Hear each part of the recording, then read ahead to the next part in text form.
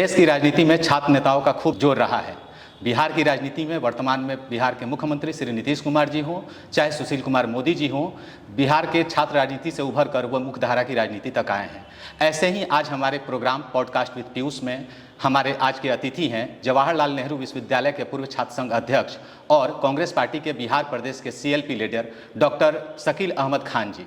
आज हम उनसे कांग्रेस के वर्तमान पे बात करेंगे, साथ ही साथ उनसे 2024 के इलेक्शंस को लेके जो नज़रिया उभर रहा है उन विषयों पे भी बात करेंगे। लेकिन हमारी बातचीत की शुरुआत होगी जवाहरलाल नेहरू विश्वविद्यालय में उनके कार्यकाल से। ये कार्यकाल इसलिए भी महत्वपूर्ण रहा क्योंकि यह कार्यकाल 1990 के दशक का कार्यकाल रहा है और 1990 वैसा दशक रहा जब देश में सामाजिक, आर्थिक और राजनीतिक कई तरह की एक्सपेरिमेंट किए जा रहे थे। आपको बताते चले कि बाबरी विध्वंस का कांड हो, चाहे देश में नई आर्थिक नीति का दौर हो, साथ ही साथ मंडल वर्सेस कमंडल का भी दौर, ये 1990 के दशक की ही बात है। तो आइए हम अपने पॉडकास्ट में स्वागत करते हैं कांग्रेस के वर्तमान में CLP leader doctor Shakeel Ahmad Khan sir का। सर, आपका हमारे पॉडकास्ट में बहुत बहुत स्वागत है। बहुत बहुत शुक्रिया, धन्यवाद। सर, हम बातचीत शुरू करें तो सबसे पहले हम यही जानना चाहेंगे कि जवाहरलाल नेहरू विश्वविद्यालय में आप छात्र राजनीति से कैसे जुड़े? देखिए, मेरा एडमिशन 1988 में हुआ MA में, सेंटर ऑफ इंडियन लैंग्वेजेस के उर्दू लिटरेचर और लैंग्वेज में। जवाहरलाल नेहरू विश्वविद्यालय की खासियत यह है कि पूरे देश में हिंदी और उर्दू एक ही डिपार्टमेंट है, सेंटर ऑफ इंडियन लैंग्वेजेस कहलाता है, और उसको SL कहते हैं, स्कूल ऑफ लैंग्वेज स्कूल है, जहाँ जो हमारे फॉरेन लैंग्वेज हैं वहाँ की भी पढ़ाई होती है और उर्दू, हिंदी, फ़ारसी, अरबी, दूसरे जो सब्जेक्ट्स उसकी पढ़ाई होती है। तो वहाँ मेरा दाखिला हुआ। मैं पटना विश्वविद्यालय से वहाँ गया था और वहाँ जाने के साथ ही वाम राजनीति से जुड़ा हुआ। स्टूडेंट फेडरेशन ऑफ इंडिया के साथ मैं जुड़ गया और 89 में ही स्कूल ऑफ लैंग्वेज का काउंसलर मैं बन गया। फिर 89-91 में मैं वाइस प्रेसिडेंट बना छात्र संघ का और 92-93 में मैं प्रेसिडेंट बन गया जवाहरलाल नेहरू विश्वविद्यालय छात्र संघ का। साथ साथ जो मेरा MA था, फिर MPhil था और PhD, तो ये MA भी पास किया, MPhil भी किया, फिर PhD की डिग्री ली। इस बीच में जो स्कॉलरशिप होती है जो बहुत इम्पॉर्टेंट होती है, GRF और NEET, उसका भी मुकाबला जाती प्रोग्राम हुआ और उसको हमने क्लियर किया। तो एक बहुत ही एक्टिव लाइफ हमारी वैसे तो स्टूडेंट्स के रही और छात्र जीवन में ही मेरी समझ में आ गया था कि समाज को अगर बदलना है या समाज में बेहतरी के लिए अगर कुछ काम करना है तो आपको सीधे सीधी राजनीति में जाना पड़ेगा और ऑर्गेनाइज्ड पॉलिटिक्स करनी पड़ेगी।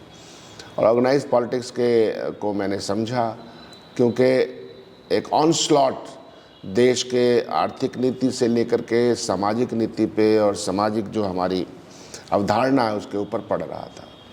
उसी ज़माने में बाबरी मस्जिद की शहादत हुई और उसमें जवाहरलाल नेहरू विश्वविद्यालय का एक बहुत अहम रोल था। जवाहरलाल नेहरू विश्वविद्यालय का जो मुख्तलिफ डिपार्टमेंट ख़ास करके हिस्टोरिकल जो उसके सेंटर ऑफ हिस्टोरिकल रिसर्च है, वहाँ बहुत एक मशहूर पर्चा देश भर के जाने माने इतिहासकारों ने लिखा, पूरे देश में बांटा गया। एक पूरा मूवमेंट था कि ये काम आइन के ख़िलाफ़ हुआ है, ये काम संविधान के ख़िलाफ़ हुआ है, संविधान की धज्जियाँ उड़ाई गई हैं।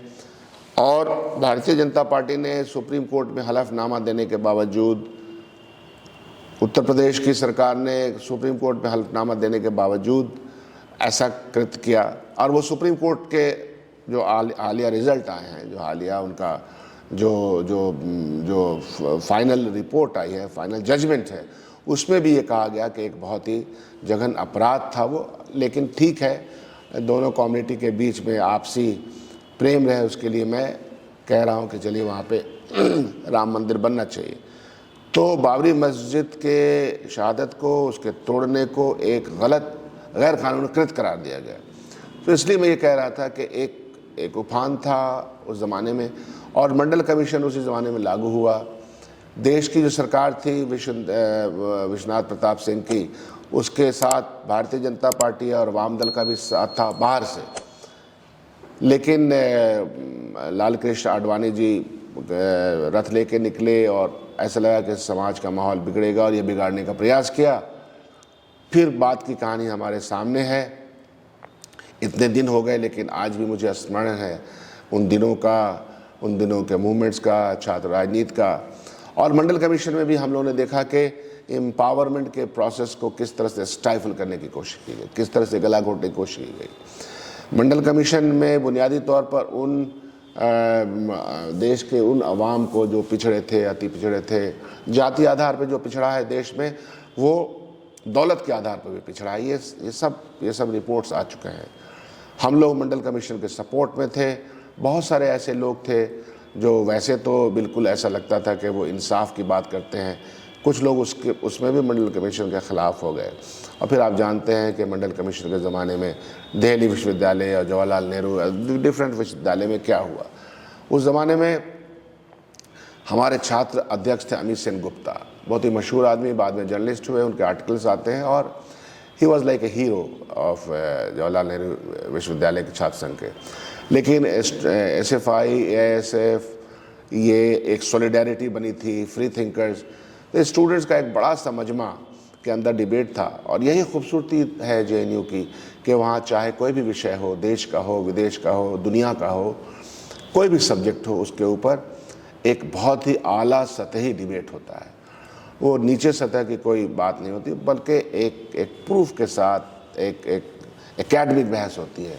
तो ये सारी बहस मैं देखता रहा और उसमें मेरी समझ में भी परिपक्वता आती रही, संजीदगी बढ़ी कि किस तरह से दुनिया चलती है, किस तरह से दुनिया को इकोनॉमिक चलाती है, किस तरह से दुनिया को कुछ लोग या कुछ कंट्रीज़ चलाने की कोशिश करते हैं। फिर उसी ज़माने में ह्यूमन राइट्स कहाँ कहाँ कैसे कैसे हनन होते हैं। बाबरी मस्जिद के बाद जिस तरह से बड़े पैमाने पर राइट्स हुए, आम मासूम लोग मारे गए, ये सारी चीज़ें हमारे सामने हैं। और आज तो वो ख्वाब के मानंद हैं, लेकिन उनकी यादें आपके इंटरव्यू के माध्यम से लगता ताज़ा हो गई हैं।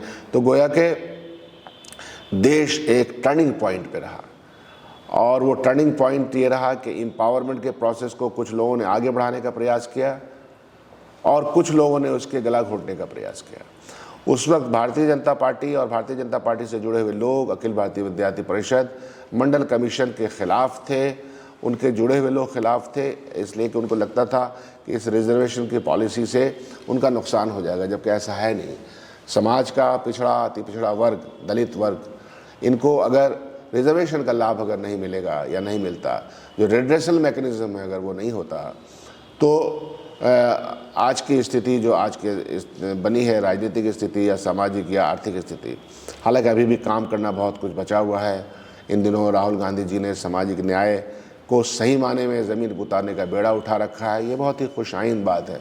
तो गोया कि एक जीवन था JNU में और JNU से लेकर आज तक ये चल रहा है लगातार, और इसी सोच और इसी तहरीक के साथ जुड़ा हुआ हूँ कि समाज का भला हो, नौजवानों का भला हो, नौजवानों के सामने जो कठिनाइयाँ हैं उन कठिनाइयों को दूर करने के उपाय हों, देश और दुनिया में शांति हो। तो यह मन जो वहाँ से बना वो आज तक जारी है। जी, आपने ये बताया कि जवाहरलाल नेहरू विश्वविद्यालय में जिस वक्त आप थे, पढ़ाई कर रहे थे, उस दौर में राजनीति देश में कैसी चल रही थी। आज एक संजोग है कि हम आज यहाँ इंटरव्यू कर रहे हैं एक जवाहरलाल नेहरू विश्वविद्यालय छात्र संघ के पूर्व अध्यक्ष का, और आज ही 2019 के बाद आज ही जवाहरलाल नेहरू विश्वविद्यालय में 4 साल के बाद छात्र संघ चुनाव का आज नॉमिनेशन हो रहा है। तो मैं आपसे इन राजनीति की बातों के साथ साथ कुछ यादें जो वहाँ की जो स्टूडेंट कम्युनिटी के बीच में बातें होती हैं उनका आपने जिक्र किया इन बातों का, लेकिन गंगा ढाबा पे जो आपके दौर में बातें होती थी, किस तरह की बातें होती हैं, आज भी आप जाते हैं जब विश्वविद्यालय में, तो अभी वो किस तरह का बदलाव आप देखते हैं? इसमें कोई शक नहीं कि गंगा ढाबा तो हम लोगों की राजनीति, हम लोग के JNU के जीवन की रूह है। लेकिन जवाहरलाल नेहरू विश्वविद्यालय के कैंपस में कुछ चीज़ें ऐसी हैं जो किसी दूसरे कैंपस में हैं ही नहीं। जैसे कि देश में किसी भी प्रश्न पे वहाँ रात्रि भोज के बाद हर मेस में पर्चा बढ़ता है। वो पैम्फलेट बहुत इन्फॉर्मेटिव होता है। हर पॉलिटिकल पार्टी के जो स्टूडेंट विंग हैं उन घटनाओं के ऊपर अपनी प्रतिक्रिया पैम्फलेट्स के ज़रिए देती हैं। तो हर रोज़ आपके नॉलेज में विस्तार होता है, ये किसी दूसरे विश्वविद्यालय में नहीं है। और पहले हमारे ज़माने में तो साइक्लो स्टाइल हुआ करता था और हम लोग कितने छात्र होते हैं 2000 या 1500 3000 पर्चे छपवाते थे और फिर जो कार्यकर्ता, जो हमारे कॉमरेड्स होते थे, जो हमारे साथी होते थे, उस सबको लेकर के हॉस्टल बांटते थे। तो जब खाने के वक्त में हम लोग टेबल पे अपना प्लेट लेके बैठते थे तो सामने पर्चा भी होता था और सभी 3-4 पार्टीज़ के पर्चे होते थे और फिर सबके व्यू पॉइंट आ जाते थे और फिर व्यू पॉइंट पे इमीडिएटली डिबेट होना शुरू हो जाता था। तो यह तो किसी दूसरे कैंपस में, और आपके नॉलेज का बहुत ज़्यादा विस्तार होता, आप नॉलेजेबल हो जाते हैं। दूसरा ये होता था कि बड़े से बड़े नेता देश के, यू नेम एनीबॉडी, वो उसी मेस के ख़त्म होने के बाद, खाना खाने के रात्रि भोजन के फ़ौरन बाद उसी मेस को सामने एक छोटा सा टेबल कुर्सी लगा दिया जाता था और सब स्टूडेंट वहाँ पे बैठ जाते थे और देश के ऊपर जो करंट अफेयर्स है उसके ऊपर भाषण देने के लिए बड़े बड़े नेता आते थे और वहाँ आते थे। हम लोग के को याद है कि प्रकाश कारात हो, सीताराम येचुरी हो, जॉर्ज फर्नांडिस हो, मुकुल वासनिक हो, सलमान खुर्शीद हो, उस मामले में भारतीय जनता पार्टी के बहुत सारे जो उनके, और हर पार्टी अपने अपने लोगों को बुलाती थी, चुन के बुलाती थी। NSY हो, ABP हो, SFI, AISF, ISA 93 के बाद वहाँ आई थी। फिर उसके बाद वो भी मैं आपको प्रकट बताऊंगा कि किस तरह से SFI, AISF वहाँ एक एस्टैब्लिश थी। उसके लिए साथ साथ एक रेडिकल लेफ्ट भी वहाँ करती थी। एड्सो वहाँ थी, DSO वहाँ था, कास्ट बेस्ड ऑर्गेनाइजेशन भी 1990 के बाद, मंडल कमीशन के बाद बन गई थी। लेकिन सबका एक ही सार था कि नॉलेज को कैसे बढ़ाया जाए और जो अधिकार है लोगों के, जनता के अधिकार को कैसे लिया जाए। और ये ध्रुवीकरण की राजनीति जो अखिल भारतीय विद्यार्थी परिषद और भारतीय जनता पार्टी का एक परिचय है कि ध्रुवीकरण की राजनीति करो। उनके बीच में प्रोग्रेस की बात नहीं होती थी, बल्कि छात्र जीवन में भी आप कह लीजिए कि कुछ उनके सब्जेक्ट्स थे, वो सब्जेक्ट बहुत ही ऐसे थे जो सब्जेक्ट आज भी हैं, जाहिर सी बात है वो डिवाइड एंड रूल के सब्जेक्ट हैं, वो रहा करते थे। अर्ध सत्य पे उनका बहुत जोर हुआ करता था। तारीख़ के एक एक पन्ने को गढ़ करके फिर नई तारीख गढ़ते थे। लेकिन ये सब डिबेट होता था। किसी भी तरह की कोई बहस में, हम लोग तो बिहार से गए थे तो हम लोग तो बहस के बाद ऐसा समझते थे कि इस पर मारपीट हो जाना चाहिए। लेकिन जवाहरलाल नेहरू विश्वविद्यालय में बहस के दौरान हीटेड आर्गूमेंट हो सकते थे। अब तो देखते हैं कभी कभी के हीटेड आर्गूमेंट नहीं होता, बल्कि कभी कभी मारपीट हो जाती है। और जिस तरह का माहौल वहाँ बना है बहुत ही दुर्भाग्यपूर्ण है। तो फिर मेस से ही शुरू हो जाती थी चीज़ें। फिर हम लोग बहस करते करते 25 नए पैसे की चाय मिलती थी और अगर मिल्क टी पी रहा होता था तो 1 रुपये का होता था। 1992 में गंगा ढाबा पे 25 पैसे की चाय मिलती थी और हम लोग 25 पैसे की चाय, और फिर हम लोग तो आए और फिर चाय का ऑर्डर देते चले गए। और पैसा नहीं भी होता था तो गंगा ढाबा को मालूम था कि इन लोगों के पास पैसे नहीं, लेकिन पैसे दे देंगे ज़रूर। हर आदमी ईमानदारी से उनके पैसे चुकाता था जब भी उनके पास पैसे आ जाते थे। तो एक गंगा ढाबा और गंगा ढाबा को चलाने वालों और स्टूडेंट्स और टीचर के साथ, वहाँ टीचर भी आ जाते थे जी। फिर कहते थे क्या बहस हो रही, फिर उस बहस में बैठ जाते थे। छोटे छोटे पत्थर है वहाँ, तो वो बहस JNU में कौन क्या कपड़ा पहने हुआ, कैसा पहने हुए हैं, बॉयज़ एंड गर्ल्स एक साथ हैं और सब्जेक्ट्स पे बात हो रही है। और सब्जेक्ट्स के साथ साथ फिर वहाँ कल्चरल उसका जो आयाम है बहुत गहरा था। मुशायरे, कवि सम्मेलन, आर्ट, पेंटिंग्स, इस पे चर्चा होती थी। स्ट्रीट प्ले वहाँ का बहुत मशहूर होता था।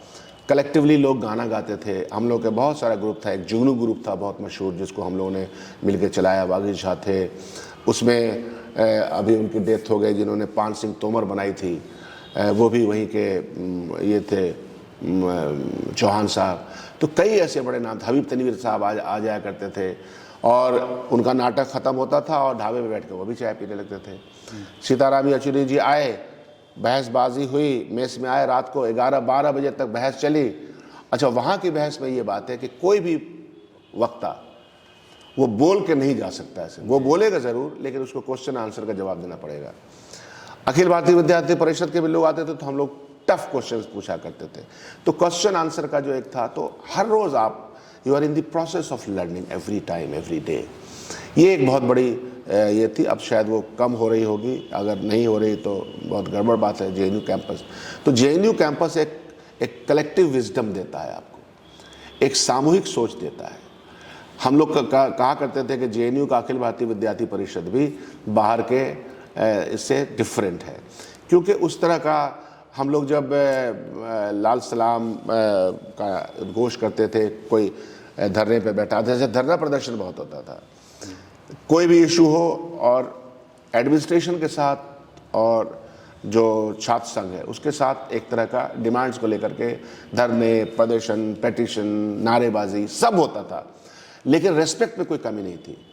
वाइस चांसलर हमको याद है, वाई.के. अलग वाइस चांसलर थे, बाद में मिनिस्टर भी बने, बहुत बड़े इकोनॉमिस्ट थे। मैं उस ज़माने में प्रेसिडेंट था, उसके बाद प्रणय कृष्ण श्रीवास्तव हमारे बाद बने थे।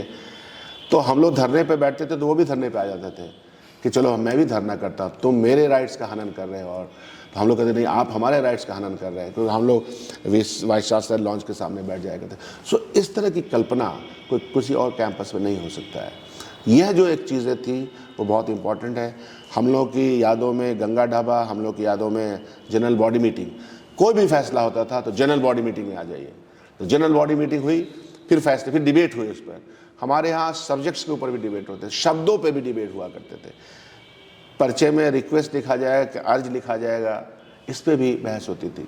तो एक बहस का एक सार्थक माहौल, एक जीवंत माहौल, इस बात की भी फ़र्क नहीं थी। और वो कैंपस बहुत ही जागृत कैंपस के साथ साथ बॉयज़ एंड गर्ल्स के बीच में कोई तफरीक नहीं थी। लड़कियां 2 बजे रात तक लाइब्रेरी जा सकती हैं, अकेले जा सकती हैं, आ सकती हैं, किसी तरह की छेड़खानी नहीं थी। अगर ज़रा सा भी पता चल गया तो उसके ऊपर भी जनरल बॉडी मीटिंग होती थी। वो एक एक्ट ऑफ एक कंडेमनेबल एक्ट हुआ करता था। तो फ्रीडम भी था, साथ साथ एक स्वच्छ वातावरण भी रहा। और इस वातावरण में दोस्त बने, प्रेम हुआ, शादियां हुई, सब कुछ हुआ, एक साथ पढ़ाई लिखाई की, एक साथ नोट्स आदान प्रदान हुआ। लाइब्रेरी खोलने के लिए कि 24 घंटे लाइब्रेरी खुली रहे, उसके लिए हम लोग डिबेट किया करते थे। जो गर्ल्स हॉस्टल है, गंगा ढाबा से गंगा हॉस्टल में लड़कों का प्रवेश हो, लड़के लड़कियां आ सके, उसके लिए भी बहस हुई। और बाद में एक एजिटेशन के बाद 89 में एक एजिटेशन हुआ था, तो ये हुआ कि नहीं, आप लड़कियों के हॉस्टल में मेस तक जा सकते हैं डिबेट करने के लिए। अब बड़ा मज़ा आता था कि ठीक है भाई, हम लोग को इजाज़त मिल गई। तो हम लोग छोटे से कार्यक्रम हुआ करते थे, तो साबरमती में या गंगा में, फिर झेलम लॉन्स में, या जो भी सतलज में, सब। तो एक ऐसा वातावरण जो जिसको हम कह सकते हैं कि सेहतमंद वातावरण, जहाँ आँखों में एक दूसरे के प्रति इज्जत रहे, एक दूसरे के प्रति सम्मान हो, और सब्जेक्ट के सब प्रकांड विद्वान वहाँ रहते थे। ऐसा नहीं था कि मैं अगर वहाँ के छात्र जीवन में, छात्र संगठन में हूँ और काउंसलर, वाइस प्रेसिडेंट हूँ, प्रेसिडेंट हूँ, तो ऐसा नहीं है कि मैं दादा हो गया वहाँ का। अगर मैंने समय पे पैसे नहीं दिए तो मेरा मेस बिल अगर सही टाइम पे नहीं जमा हुआ तो मेरा कमरा भी डबल लॉक हो सकता है। और अगर हमने पढ़ाई नहीं की तो हम फेल हो सकते हैं, और हमको ये कहा जा सकता है कि सेमेस्टर आप कंप्लीट नहीं कर पाएंगे। तो पढ़ने लिखने का भी दबाव हुआ करता, तो हम सब लोगों ने अपनी अपनी पढ़ाई में भी एक्सेल किया। ये गलत कहना है कि अगर आप किसी एक्टिविज़म में रहिएगा तो आपकी पढ़ाई छूट जाएगी, ऐसा कुछ भी नहीं होता। आप सब कुछ काम करते हुए, हाँ, you have to manage your time. जब हमको हमारा जीआरएफ हुआ तो बहुत सारे मित्रों को इस बात का यकीन नहीं हुआ। हमारी पत्नी जो आज की हैं तो उनको भी यकीन नहीं हुआ। मेरे एक प्रोफेसर थे नसीर अहमद ख़ान साहब, उनको यकीन नहीं हुआ कि अच्छा तुम पढ़ते कब हो। तो टाइम मैनेजमेंट इम्पॉर्टेंट है। हम लोग टाइम मैनेज करते थे, जब कमरे गए तो फिर एक कंसंट्रेटेड दिमाग से पढ़े। टीचर्स इतने बेहतर हुआ करते थे और कि वो पढ़ाते थे आपको। और वो पहली क्लास हम लोगों ने ली तो 50 किताबों का नाम हमारे प्रोफेसर लिखा दिया कि इन लाइब्रेरीज़ में किताबें मिलेंगी, जाके पढ़ो।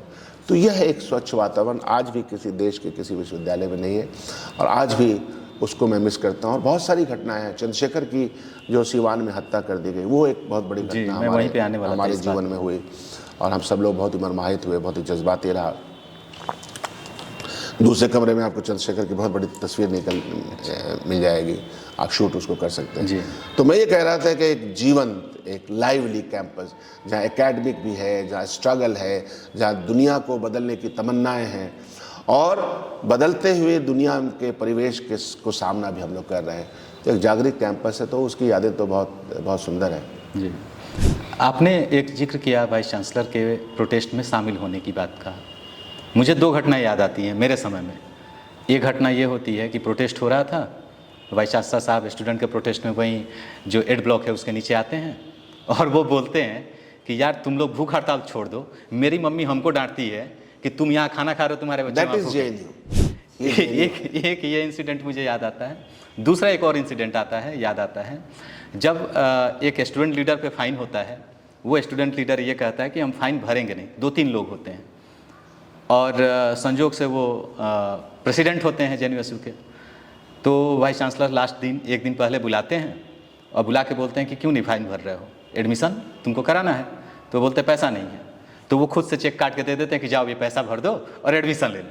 तो ये आपने जो बात कही वो आज भी ये जेएनयू है जी, ये आज भी जेएनयू में मिलती है। ये बात जेएनयू में ही मिल सकती है। दूसरी आपने बात कही महिलाओं को लेके, तो निश्चित तौर पर ये जो जेएनयू का है वो महिलाओं को जितनी सुरक्षित, पूरे देश में मुझे नहीं लगता कि वैसा कोई कैंपस होगा या कोई भी जगह होगा जहाँ रात के 2 बजे, 3 बजे, 4 बजे, 5 बजे किसी भी जगह पे, सुनसान जगह पे भी महिलाएं अकेले जा सकती हैं। इस बात को आगे बढ़ाएं तो आपके जस्ट बाद आपके कार्यकाल 1992 तक रहा, प्रेसिडेंट रहे।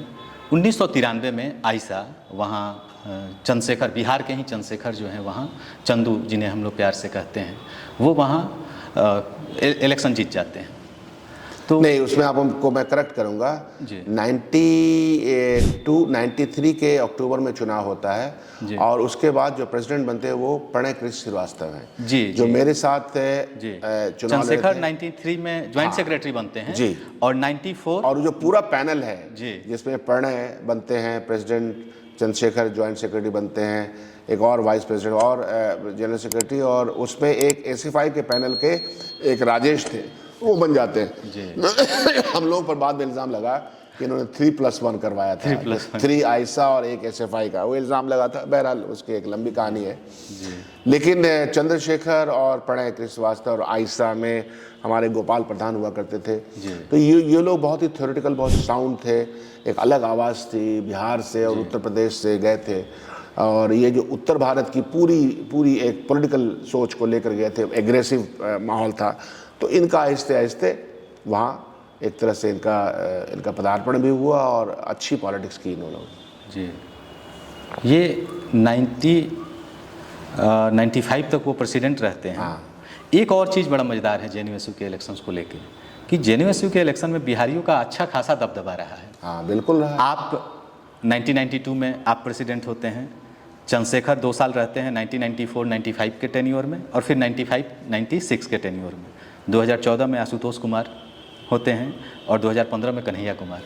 क्या कारण देखते हैं? ये पैन इंडिया वो कैंपस है जहां दुनिया भर के लोग आ रहे हैं, देश के हर कोने से उतर के लोग आ रहे हैं, लेकिन ये बिहारियों का, और मेरे पास और भी लिस्ट है, प्रेसिडेंट पोस्ट छोड़कर बाकी लोगों की लिस्ट है जिसमें मोना दास, शेफालिका, मोबिन आलम 2007 में, पीयूष राज 2017 में, शकील जनरल सेक्रेटरी 2012 में, संदीप सौरभ जो अभी ML के CPI ML के विधायक, तनीवीर अख्तर भी बने थे, यहीं बिहार के थे।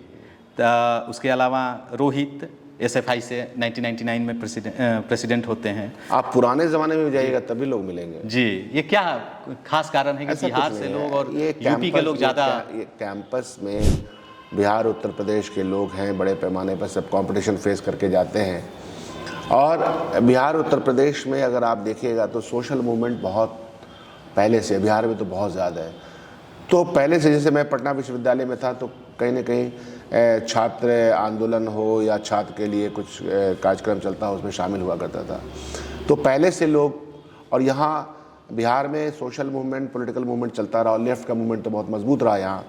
तो उस बिना पे जब वो वहाँ जाते हैं और कैंपस ऐसा मिलता है कि उनकी अपनी आवाज़ की बाज़गश्त सुनाई देती है, वो जो सोचते हैं ऐसा लगता है कि वो बिहार के गरीबों की देखते हैं, बिहार का पिछड़ापन देखते हैं, उत्तर प्रदेश का पिछड़ापन देखते हैं, उस पर बहस होती है, क्लास की बहस होती है, गरीबी अमीरी की बहस होती है। तो बिहार में चीज़ें सामने दिखती हैं। आप ये देखिएगा कि जो सोशल स्टेटस है इन बिहार छात्रों का वहाँ की लीडरशिप में, इनका सोशल स्टेटस, इकोनॉमिक स्टेटस देखिएगा तो सब कहीं ना कहीं एक मार्जिनलाइज्ड इकोनॉमिक क्राइटेरिया के, तो मार्जिनलाइज्ड लोग हैं जो गांव देहात से आए हैं और पढ़ करके आए हैं। तो ये सब कारण भी हो सकता है, लेकिन यहाँ से छात्र जो जाते हैं उनका पहले से ही इन जगहों पे आंदोलन चल रहा होता है। छात्र आज के दिन में भी देश में देखिएगा तो बिहार में या उत्तर प्रदेश में या यहाँ के विश्वविद्यालयों में छात्र आंदोलन या छात्र के प्रति जो एक सम्मान, यहाँ के दो मुख्यमंत्री यहाँ से निकले उसके पहले भी, तो ये सारी चीज़ें, ये पुरानी चीज़ें, यहाँ 74 का आंदोलन हुआ, छात्र आंदोलन हुआ, एक तरह की ज़मीन इन सब इलाकों में बनी हुई है और इसे जाते हैं। साउथ के लोग भी आते हैं और साउथ के लोग भी बनते हैं। वेस्ट बंगाल में मूवमेंट होता है, केरला के बहुत सारे लोग बने हैं, वहाँ पे मूवमेंट है। तो कई जगह जब राज्यों में एक मूवमेंट चलता रहता है और राइट्स को लेकर, अधिकार को लेकर जब बात होती है किसी भी राज्य में, तो वो रिफ्लेक्शन आपको छात्रों का जेएनयू में नज़र आता है और तादाद भी बड़ी होती है, तो वो भी एक बड़ी बात होती है कि बिहार के स्टूडेंट्स की। अब इसमें एक क्वेश्चन आ जाता है कि बिहार के या उत्तर प्रदेश के, खासकर बिहार के में पलायन बहुत है, स्टूडेंट्स जाते हैं। हमारे इंस्टीट्यूशन बिहार के जो आहिस्ते आहिस्ते जवाल की तरफ बढ़े हैं, पतनशीलता की तरफ बढ़ा है, और ये बहुत बड़ा विषय है। अगर आप देखिएगा कि 1980 के दशक के बाद से 1990 के बाद से ज़्यादातर जो हमारे इंस्टीट्यूशंस हैं, जो बहुत बड़े इंस्टीट्यूशन हुआ करते थे, पटना विश्वविद्यालय में दाखला नहीं मिलता था, साइंस कॉलेज में जिसने पढ़ाई की लगता था कि उसका कैरियर बन जाएगा। तो ये सब जो एक डिक्लाइन हुआ एकेडमिक माहौल में, उसकी वजह से लोग वहाँ जाते चले गए। तो इसके कारण से भी बिहार के स्टूडेंट्स आपको इन कैंपसेस में, दिल्ली विश्वविद्यालय और जेएनयू में ज़्यादा नज़र आएंगे, और वो रिफ्लेक्शन वोट में भी पड़ता है। जाहिर सी बात है कि वोट भी है, लेकिन मुद्दे की बात यह है कि मुद्दा वहाँ छाया रहता है जी, ये बड़ी बात है। अभी मैं देखता हूँ कि जैसे मैंने कहा कि विचार का आदान प्रदान था, वायलेंस नहीं था। अभी आउटसाइडर ने आकर के जो वायलेंस किया, वो जेएनयू के ऊपर, जेएनयू के पूरी अवधारणा के ऊपर एक काला धब्बा है, एक हमला है जो आतिशी 2020 5 जनवरी 2020। तो मैं ये कह रहा हूँ कि एक वायलेंस, हम लोग वायलेंस फ्री कैंपस को यहाँ तक लेके आए और देश में वायलेंस नहीं हो, लेकिन देश के पैमाने पर दिमागी तौर पर वायलेंस हो रहा है, फिजिकल वायलेंस हो रहा है। तो उसके असरात भी, कैंपस कोई अलग तो यूटोपिया में नहीं है, वो कोई जजीरा नहीं है कि चारों तरफ समुद्र, चारों तरफ वो इंसानों की बस्तियों से के बीच में है। तो उसका रिफ्लेक्शन होता है, विच इज़ वेरी बैड कि वायलेंस वहाँ आ गया, या कट्टरता आ गई, या सोच में कट्टरता आ गई। अब जिस तरह की चीज़ें वहाँ होती हैं वो उस कॉन्सेप्ट में नहीं था, लेकिन आ रही चीज़ें ठीक है, एक्सेप्टेबल जी। ये दौर बदल जाएगा, हर दौर बदलता है, ये दौर भी बदलेगा जी। आपने बातचीत की, आपने बताया चंद्रशेखर जी के बारे में, क्या याद आता है उनके बारे में? और 31 मार्च 1997 सिवान में उनकी बड़ी निर्ममता से उनकी हत्या कर दी जाती है, और उसके बाद एक मूवमेंट इरप्ट होता है बिहार भवन में।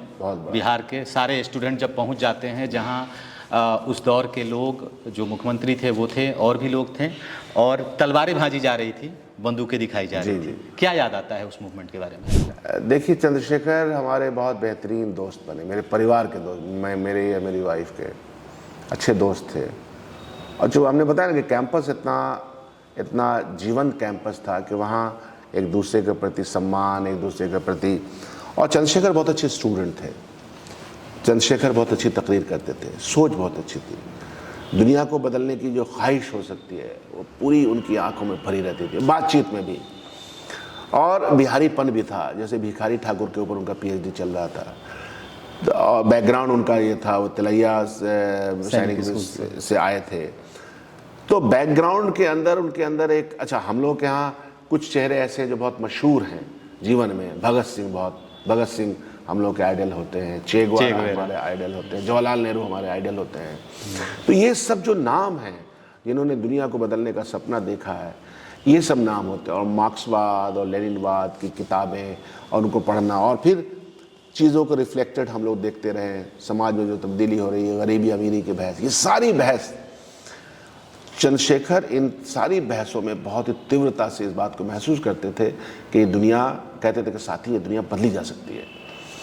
हम लोग थोड़े से, क्या कहिएगा, मैं तो खुद कहता हूँ कि मैं तो बड़ा कंप्रोमाइज्ड हो गया। हम लोग ऐसा लगता था कि नहीं, डेमोक्रेटिक तरीके से बदली जाएगी। चंद्रशेखर भी मानते थे कि नहीं, डेमोक्रेटिक तरीके से बदली जा सकती है, लेकिन इसके लिए बहुत काम करने की आवश्यकता है, इस देश को, इस समाज को बदलने के लिए।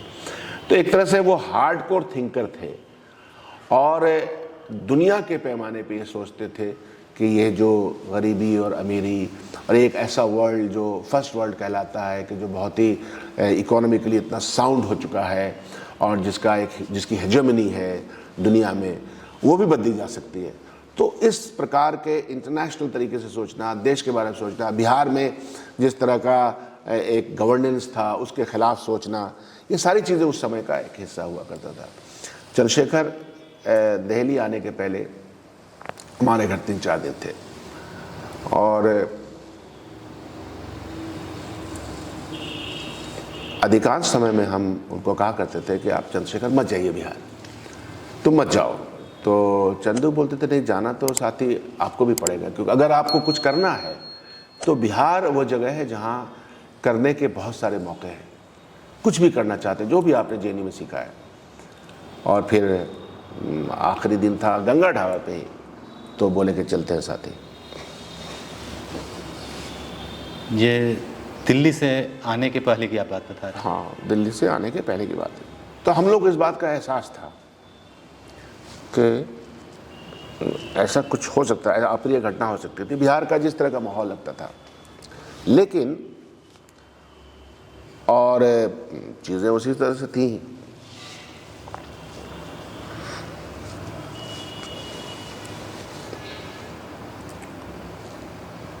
पानी लेंगे? नहीं, मेरा रोज़ा है। It is very difficult Chandrashekhar पे, इसलिए मैं बात ही नहीं करता। लोगों को बदलने के लिए जो प्रैक्टिकल कदम उठाया, ये कोई नहीं उठाता कि भिड़ना है जाकर के। ये आसान नहीं होता। उसको पता था कि सिवान या बिहार में जो वो सवाल उठा रहा, और बिहार में उस तरह के मूवमेंट तो चल ही रहे थे, तो इस पे भिड़ने वाली बात जो होती है, आइडियाज़ के साथ भिड़ना है, निहत्थे भिड़ना है, तो ये एक एक एक बड़े दम वाली बात होती है। ये और उसकी तकरीरें भी उसी तरह की थी। जब किसी ने उनसे सवाल किया कि आप किस तरह मरना पसंद करते, तो उसने कहा कि भगत सिंह की तरह मरना पसंद करेंगे। तो ये जो सोच है कि मौत के बारे में बोलता है, जो चिट्ठियाँ हैं उसकी माँ के नाम की, वो सब बहुत इम्पोर्टेंट है। मतलब चंद्रशेखर पे तो आप एक पूरा, उस पर फिल्म भी बनी, तो हम लोग गुस्सा इसीलिए थे। एनीवे, चलो शुरू करो। सॉरी यार, ये तो चंद्रशेखर पे बहुत मुश्किल होता है हम लोगों के लिए। एसएफआई से आपने राजनीति की शुरुआत की, communist party of India, Marxist. फिर कांग्रेस में कैसे आना हुआ? देखो, स्टूडेंट फेडरेशन ऑफ इंडिया, और मैंने मेरी अपनी जो राजनीतिक सोच है आज भी है कि कांग्रेस में रह करके भी आदमी मार्क्सिस्ट हो सकता है, तो मैं हूँ और मैं कहता भी हूँ, इसको प्रोफेस करता हूँ। वो वही ज़माना था, 92, 93, 94 का ज़माना था, जबकि और मुझे भी बिहार वापस आना था।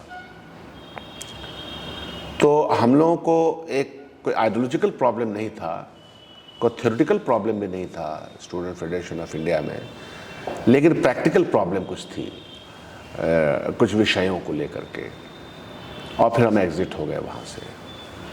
उसके बाद मैं अपने जीवन में उस तरह से एक तरह का भटकता रहा। मैं बहुत दिनों तक पासवान जी के साथ रहा, रामविलास पासवान जी के साथ। आप अररिया से चुनाव भी लड़े हैं? मैं तो कटिहार से लड़ा था, अररिया से लड़ा जी। और उनके साथ उनका विषय था दलित एम्पावरमेंट का, जी, जिसने मुझे बहुत प्रभावित किया। वो बोलते थे कि शकील जी, समाज का ये वंचित वर्ग है, इस वर्ग के लिए काम करना है। तो मैं कुछ दिनों तक उनके साथ रहा। फिर जब अटल बिहारी वाजपेयी जी की सरकार बन गई, भारतीय जनता पार्टी का एक तरह से उसका पदार्पण देश की राजनीति में हो गया, तब हमको इमीडिएटली इस बात का ख्याल आया कि अल्टीमेटली एक बड़ी ताकत के साथ ऑर्गेनाइज्ड होकर लड़ना है। भारतीय जनता पार्टी बड़ी ताकत बनकर के उभर रही थी, सरकार इसकी बन गई थी। तो जाहिर सी बात है कि इतनी ऑर्गेनाइज्ड पॉलिटिक्स के खिलाफ, उसके विचारधारा के खिलाफ अगर लड़ना है, तो एक उतनी ही बड़ी वो पार्टी जिसकी अपनी विरासत है, और कांग्रेस पार्टी की विरासत रही है और है कि फ्रीडम स्ट्रगल हो या और भी सारी चीज़ें हों, उसमें एक से एक टावरिंग पर्सनालिटी के लोग रहे हैं। ऐसा थोड़े था कि हम लोग ने मार्क्सवाद पढ़ा, SFI में थे तो गांधी और नेहरू के प्रति इज्जत नहीं थी, सम्मान नहीं था, अम्बेडकर के प्रति, सुभाष चंद्र बोस के प्रति सम्मान नहीं था, ऐसा कुछ भी नहीं था। सो मच सो के अब कई बार ऐसा लगता है कि बहुत ही डेमोक्रेटिक वो लोग हुआ करते थे।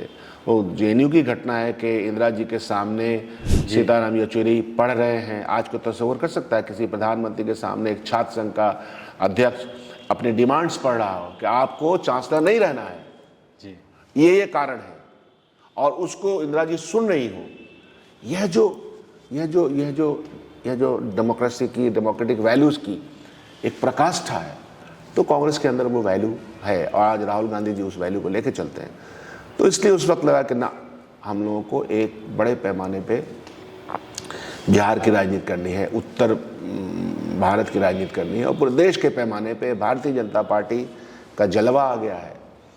तो अब हमको एक बड़े पैमाने पे पार्टी संगठन के साथ जुड़ना चाहिए, और मैं सीधे गया और कांग्रेस पार्टी को ज्वाइन कर लिया।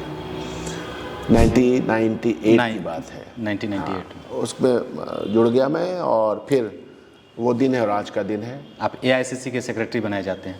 नहीं, उसके बाद क्या हुआ कि 98 के बाद फिर मैं अपने कटिहार, मेरा हमेशा से एक क्षेत्र रहा कार्यक्रम का, तो मुझे लगता था कि 2004 में लोकसभा का चुनाव आएगा तो मैं जीत भी जाऊंगा या मैं प्रयास करूंगा। तो कटिहार के तमाम जगहों पर मैंने बहुत मेहनत की, जो कटिहार पूरे ज़िले में। लेकिन इसी बीच में गुजरात राइट्स हुए, गोधरा कांड हुआ। मैं समाज के इन सब कामों से एक इस मूवमेंट से जुड़ा रहता था कि कहाँ पर सोशल मूवमेंट चल रहे हैं, कहाँ पे कम्युनल स्ट्राइफ हो रहा है, तो मैं वहाँ जाया करता था। आज़ाद पंथी था, और कांग्रेस पार्टी में भी कई जगह, कांग्रेस पार्टी में लोगों में पहचानते थे हमको। तो जब ये बड़े पैमाने पे राइट्स होने लगे यहाँ, तो मैं चला गया गुजरात, और फिर गुजरात में काम किया। हारमोनियस 2002 गोधरा कांड की बात, 2002 बहुत काम किया। और उस ज़माने में जो सामाजिक तौर पे बहुत सारे संगठन थे, उनके साथ मेरा जुड़ाव हुआ, और उनके साथ काम करने का मौका मिला। लोगों की तकलीफ़ों को देखा हमने, कैंप में किस तरह से सोसाइटी बिखरी, बहुत सारे स्टोरीज आने लगी, बहुत सारे इंटरव्यूज़ आने लगे, बहुत सी फिल्में बनने लगी। वो पूरा एक दृश्य जो था वो बड़ा दर्दनाक मंजर था, उससे बहुत प्रभावित भी हुआ, और मैंने सोचा कि नहीं, यही हमारा काम है। लेकिन इसके पहले भी कहीं पर भी कोई ज़लज़ला आया हो, भूकंप आया हो, कहीं पर भी एक सामाजिक तनाव हो, तो मैं व्यक्तिगत तौर पर जाया करता था। बिहार में भी जब कभी किसानों के ऊपर हो या आपसी लड़ाइयों में गोलियां चल गई, यहाँ बिहार में 80 और 90 के दशक में, 95 दशक में काफ़ी चीज़ें हुआ करती थी, तो मैं आया करता था।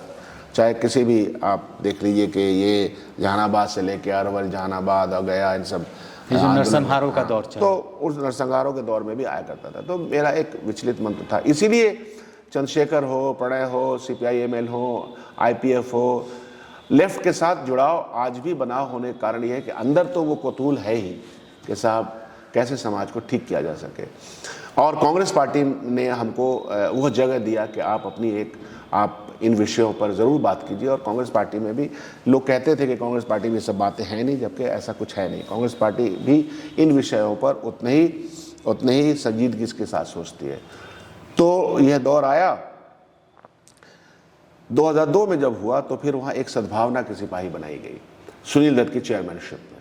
उनके साथ भी मेरा बहुत गहरा ताल्लुक हो गया, और मुझे सीधे सोनिया जी ने, जो प्रेसिडेंट थी, उन्होंने कहा शकील आपको एक तरह से असिस्ट करना है, सुनील दत्त जी जो देश भर में सद्भावना की यात्रा या मुहिम चलाएंगे। मेरे लिए इससे बड़ा काम कुछ नहीं था कि मुझे एक इतने बड़े व्यक्तित्व के साथ समाज को जोड़ने का काम मिला। ये भारत जोड़ो की अवधारणा उस ज़माने में भी थी और है, आज भी और कल भी रहेगी। डिस्कवरी ऑफ इंडिया से वो आती है। हाँ, वो शुरू से ही वो देश, देश को जोड़ने और देश के समाज के लोगों को जोड़ने। सुनील दत्त जी वाला जो इंसिडेंट है, इसको थोड़ा और विस्तार से। मैं सुनील दत्त जी के साथ, मुझे याद है अच्छी तरह से कि मैं अपने गांव में था और गुजरात चुनाव हुआ। तो गुजरात चुनाव में मैं, और भाजपा जीत गई थी, तो बहुत दुखी था। चुनाव में 2-3 महीने में बाहर रहा था, हमारे मरहूम अहमद पटेल साहब ने हमको लगाया था और पूरी पार्टी ने काम दिया था, काम करते थे। तो सुनील दत्त जी सद्भावना के सिपाही के चेयरमैन बनाए गए।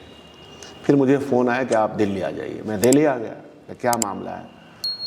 तो सोनिया जी ने कहा कि शकील तुमको ये मैं जिम्मेदारी दे रही हूँ और तुम्हारा काम है, तुम मूवमेंट से जुड़े हुए हो, इसको संभालो। और फिर मैं लग गया, मुझे तो काम चाहिए था। और सुनील दत्त जी के साथ मेरी पहली मीटिंग हुई उनके घर पे, कैनिंग लेन में उनका घर हुआ करता था, 5 कैनिंग लेन, मुझे याद है। 5 कैनिंग लेन में सुनील दत्त साहब बैठे हैं, मुझे अहमद पटेल साहब लेके गए। अब बोले ये है शकील। तो सुनील दत्त साहब चाय खुद से बनाते थे, चाय पिलाई मुझे, ब्लैक टी, मुझे भी आदत है ब्लैक टी पीने की। तो चाय पिलाई और फिर अहमद भाई चले गए, आप दोनों बात कीजिए। तो मैं सुनील दत्त जी ने मेरा एक तरह से पूरा इंटरव्यू लिया, कहाँ के हो, क्या है, गांव देहात। अच्छा, बड़े लिटरेरी आदमी थे, सपना देखने वाले आदमी थे, बहुत एक्टिव आदमी थे। फिर मेरे बारे में पूछा, कहाँ क्या काम किया, कैसे क्या क्या तुम्हारे जीवन में है, क्या चाहते हो। लगभग 3 दिन तक वो इंटरव्यू, एक सिटिंग चलती रही उनके साथ, सुनील दत्त साहब के सुनील साथ दत्त के साथ 3 डेज सिटिंग। और वो सारी पर्सनल बातें हो रही है, एक दूसरे को पर्सनल बातें भी हो रही हैं, बहुत सारे फिल्मों के बारे में बातें हो रही हैं, पोएट्री के बारे में बात हो रही है, जेएनयू कैंपस के बारे में बात हो रही है, मैंने कहाँ कहाँ काम किया, मेरी सोच क्या है। तब उन्होंने 3 दिन के बाद कहा, okay you come along with me, मेरे साथ तुम काम करोगे। और सोनिया जी को सीधे कहा कि नहीं, बहुत अच्छा लगा के फिर हमने प्लान बनाना शुरू किया। मुझे याद है कि हम लोगों ने कहा कि नहीं सर, और अटल बिहारी वाजपेयी की सरकार चल रही है, सद्भावना की सिपाही बनी हुई है, गुजरात। ये काम क्या होता था, जरा इसको विस्तार से बताएंगे? काम में ये था कि समाज में जाना और कहना कि झगड़े नहीं करो, झगड़े से सॉल्यूशन नहीं है जी। सुनील दत्त का ने ये किया और हम लोगों ने मिलकर के, देश में बहुत सारे ग्रुप ऐसे हैं जो सोशल हार्मनी बनाना चाहते हैं। वो पॉलिटिकल पार्टी में नहीं भी हो सकते हैं, वो इंडिविजुअल है, वो कोई ग्रुप है, तो उनको कैसे जोड़ा जाए। उस काम में हमने अपने बहुत सारे साथी, जिसमें वागिश जहाँ, ये नासिर जी जो अभी है, ये भी उसके साथ जुड़े। हाँ, वो भी जुड़े इसके आपके साथ। जूनियर रहे हैं? हाँ, मेरे जूनियर रहे, तो ये भी जुड़े। हम लोगों ने एक पूरा प्लान, 1 महीना तक हम लोगों ने प्लानिंग की। इस प्लानिंग में हम लोगों ने देश के बड़े कल्चरल जो लोग थे, एक से लोग, शुभा मुदगल वगैरह, बहुत सारे प्रोफेसर्स, बहुत सारे NGO के लोग, सबको जोड़ करके मीटिंग हुआ करती थी। सुनील दत्त साहब चेयर करते थे और 15, 20, 25, 50 जर्नलिस्ट लोग, सबकी एक मीटिंग होती थी। और सब ने ये कहा, अल्टीमेटली 1 महीने के डिफरेंट ग्रुप के साथ फिर ये फैसला हुआ कि जनता में ही जाना पड़ेगा। तो सद्भावना की यात्राएं शुरू हुई। तो पहली यात्रा हम लोगों ने सद्भावना की, याद है हमको, हम लोगों ने वहाँ जो बापू समाधि से शुरू की, सुनील दत्त वॉज चेयरिंग, और हम लोगों ने राजस्थान की यात्रा की। पहली यात्रा लगभग 12 दिन की यात्रा, हम लोग राजस्थान पहुँचे। राजस्थान का कोई ज़िला नहीं बचा, वहाँ गहलोत साहब की सरकार थी और यही नारे थे, भारत के जोड़ने के, एकता को। सुनील दत्त को सुनने के लिए हज़ारों के पैमाने में लोग आते थे। अब वो कहते थे कि देखो, समाज में मिल के रहो, इकट्ठे चलो। उनकी तकरीर का लहजा बहुत सुंदर हुआ करता था। अच्छा, स्टार थे तो लोग देखना भी चाहते थे, लोग सुनना चाहते थे, और उनका डेडिकेशन उनके यहाँ से टपकता था। चूँकि वो पहली एक बहुत बड़ी यात्रा बम्बई से 84 राइट्स के बाद वो कर चुके थे। बम्बई से अमृतसर के देश में इस तरह का आतंकवादी घटनाएं नहीं होनी चाहिए। तो उनका एक पूरा पर्सपेक्टिव था लाइफ का, और उनका एक डेडिकेशन था। तो मैं उनके साथ जुड़ा। फिर हमने राजस्थान यात्रा की, फिर मध्य प्रदेश, फिर छत्तीसगढ़, फिर एक यात्रा हम लोग बम्बे से दिल्ली आए। 8 अगस्त 1942 की याद में 8 अगस्त को बम्बे से चले, और फिर यात्रा गाड़ियों पे होती थी, लेकिन बीच बीच में बड़ी बड़ी सभाएं होती थी। तो ये उनके साथ जुड़ा हो रहा हमारा। बड़े पैमाने पे लाखों लोगों से हम लोग मिले और उनकी तकरीर होती थी, फिर हम लोग उनकी बातों को बात करते थे, फिर एग्जीबिशन लगता था। और हमारे साथ एक बहुत बड़े फोटोग्राफर हैं, अनिल गाबा नाम है उसका, राजस्थान के, बहुत एक्लेम्ड, वो रहते थे। फिर वो जो फोटोग्राफ्स हम लोग रास्ते में आते थे उसकी प्रदर्शनी करते थे। एक बार सोनिया जी को हम लोगों ने वो प्रदर्शनी दिखाई कि जब हम लोग रास्ते में चले हैं तो देखिए किस तरह के लोग मिले। ये सब चीज़ें वहाँ हम लोग करते थे। और planning and planning and planning हमेशा कि कैसे इस समाज को सुधारा जाए, कैसे ये जो सोशल डिवाइड है, जो कम्युनल डिवाइड है, इसको कम से कम किया जाए। फिर सरकार आ गई 2004 में, किसी को विश्वास नहीं था, चंद लोगों को हमें विश्वास जी, था इंडिया शाइनिंग कि इंडिया शाइनिंग के खिलाफ हम लोगों ने ये जो मूवमेंट चलाई है और सब लोग मिलकर के वो सरकार बन गई और सुनील दत्त साहब मंत्री बना दिए गए। जी, मंत्री, minister of youth affairs and sports. तो मुझे याद है कि वो आए, मैं बहुत खुश था। जाहिर सी बात है कि दत्त साहब मंत्री बन गए और इतना अच्छा, हमने कहा बहुत अच्छा काम करने का मौका मिलेगा यूथ में। तो वो कहते थे खान साहब आपको भी मंत्रालय में रहना है। मैंने कहा सर मैंने कभी जीवन में ये सब नहीं सोचता। तो मुझे याद है कि तीसरे दिन वो एक एम्बेसडर गाड़ी लाल बत्ती लगी हुई आई, तो बोले ये आपके लिए। तो मैं बड़ा अचंभित, मैंने ये क्या बात है? बोले नहीं, आपको वाइस चेयरमैन मैं नेहरू युवा केंद्र में बना चुका हूँ, बना करके यहाँ पहुँच रहा हूँ। वो इस तरह से ना पिता की तरह उनका ये था, गार्जियन की तरह था, और मतलब दूसरों की खुशी को देख के खुद से खुश होना, हसद और जलन नाम की कोई उनमें चीज़ नहीं थी। दूसरों को बनाना चाहते थे, नौजवानों को। तो आकर के उन्होंने कहा कि ये आपको पद है और आपको काम करना है। I became very happy but at the same time very, ये कि देखिए ये आदमी कैसा है जिसने अपने के साथ साथ इमीडिएटली हमारे बारे में सोचा। तो दत्त साहब की यादें भी, या दत्त साहब पे अगर आप इंटरव्यू लिया तो एक लंबा चैप्टर है तो मैं दत्त साहब की जीवनी पे, जो उन्होंने ये सारी बातें औरों को नहीं बताई होगी, उनका परिवार झेलम से कैसे आया, उनकी अंत्योष्टि में मैं उनकी अस्थि को लेकर कश्मीर गया, उनकी ख्वाहिश थी कि मेरे अस्थि को झेलम नदी में बहा देना ताकि वो झेलम नदी मेरे गांव की तरफ चली जाए। ये ऐसे व्यक्तित्व ऐसे व्यक्तित्व रहे खड़ा हो रहे हैं। जब उनकी डेथ हुई तो मैं सोच नहीं सकता हूँ कि कितनी तकलीफ हुई हमको और देशवासियों को। वो एक अलग कहानी है, लेकिन दत्त साहब का मेरे जीवन पे बहुत असर है, उनकी बातों का, उनके काम का, उनके फिल्म में जिस तरह की फिल्में उन्होंने बनाई, और हमसे सब कुछ डिस्कस करते हैं। उनके परिवार के साथ आज भी मैं जुड़ा हुआ हूँ। तो दत्त साहब का काफ़ी बड़ा रोल रहा। लेकिन इन सब के बावजूद दत्त साहब को मेरे हवाले या मुझे दत्त साहब के हवाले करने में सोनिया जी का बहुत बड़ा रोल है। तो उन्होंने ऐसा परख रखा कि नहीं जाओ तुम शकीलों के साथ काम करो। फिर मैं डेथ उनकी 5 में हो गई। इस बीच में दांडी यात्रा हुई, 75 वर्ष दांडी यात्रा में हम चले, सुनील दत्त को चेयरमैन बनाए गए, पूरा गए, तो बहुत सारी चीज़ें उनके साथ हैं। 2000 आते आते फिर मैं डीजी बना दिया गया। वो डीजी पे फाइल साइन करके गए थे जब डेथ हुई थी। डेथ के पहले आपको हाँ, मुझे मध्य प्रदेश में एक जगह उन्होंने खुद से संबोधन NYKS। हाँ, तो हुआ ये कि मैं परेशान रहता था कि ये फाइलें वगैरह हैं मंत्रालय क्या, और कुछ काम करना चाहते हैं। बोले कोई बात नहीं, उसमें काम कौन करता है? डायरेक्टर जनरल को ताकत होती है ताकि वो काम करे। एक दिन खुद ही मध्य प्रदेश के एक जगह उन्होंने अनाउंस कर दिया कि अच्छा डायरेक्टर जनरल साहब, तो वहाँ दिग्विजय सिंह साहब थे। तो बोले अरे डीजी साहब आप? बोले हाँ, इसको बना रहा हूँ। वो इस तरह के आदमी थे। अच्छा, उन्होंने पब्लिक मंच से अनाउंस कर दिया। खैर, और उनके अनाउंसमेंट को, उनके बात को ऑनर किया पार्टी ने और सरकार ने।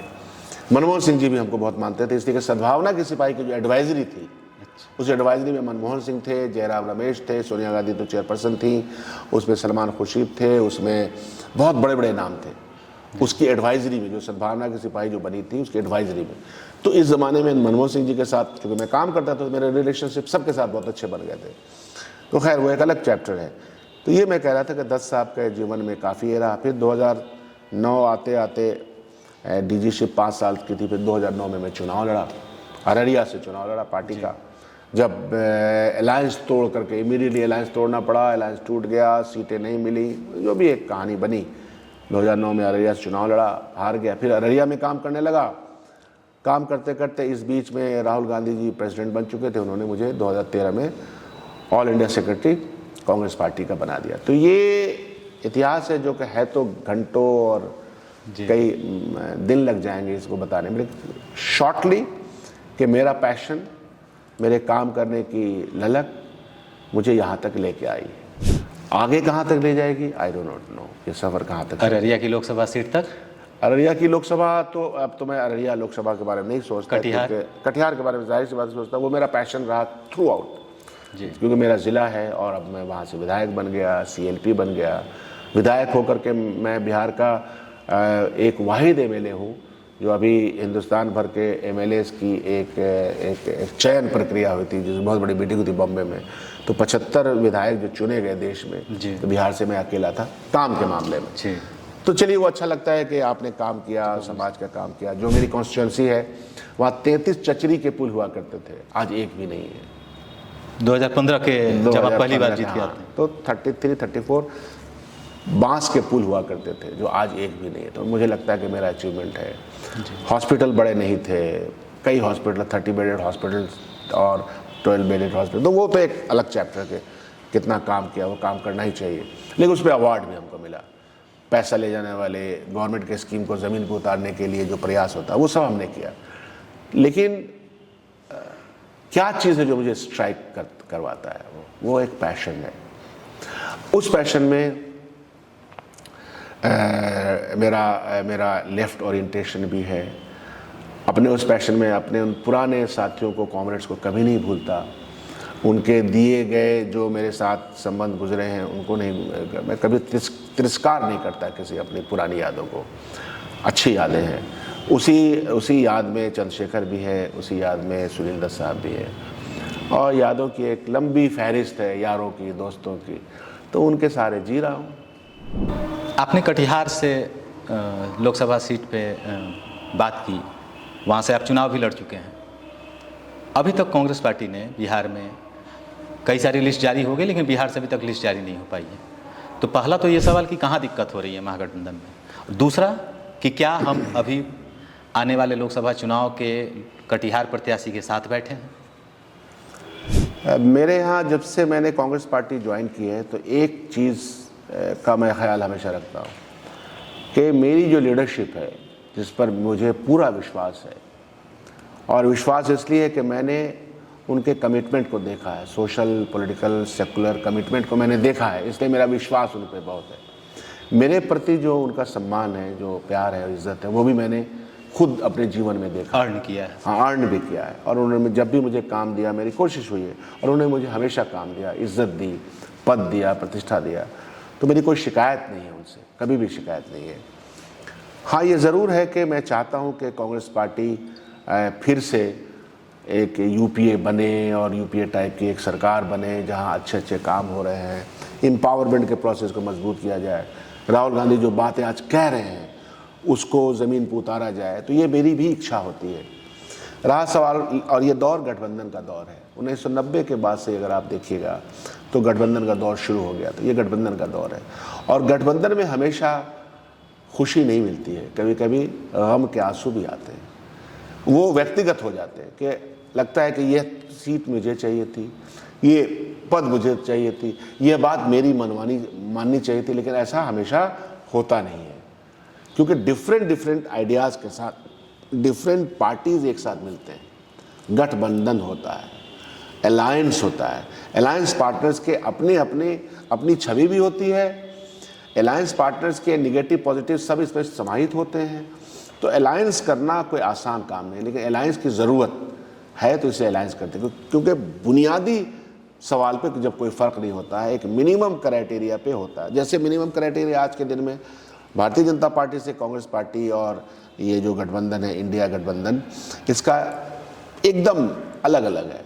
हम चाहते हैं देश के अंदर इकट्ठे रहने वाली जोड़ की बात, सामाजिक न्याय, आर्थिक न्याय के बाद जो लूट हो रही है, हमारी समझ से जो लूट है, और बड़े बड़े लोगों को जो ठेका पट्टा मिल रहा है, लाखों लोग यहाँ से प्लान करके चले गए, जो हमारा जो छोटा और मझौला उद्योग है वो चौपट हो गया, लाखों करोड़ों नौकरियाँ चली गई, नोटबंदी और जीएसटी, ये सब चीज़ें ऐसी आ गई।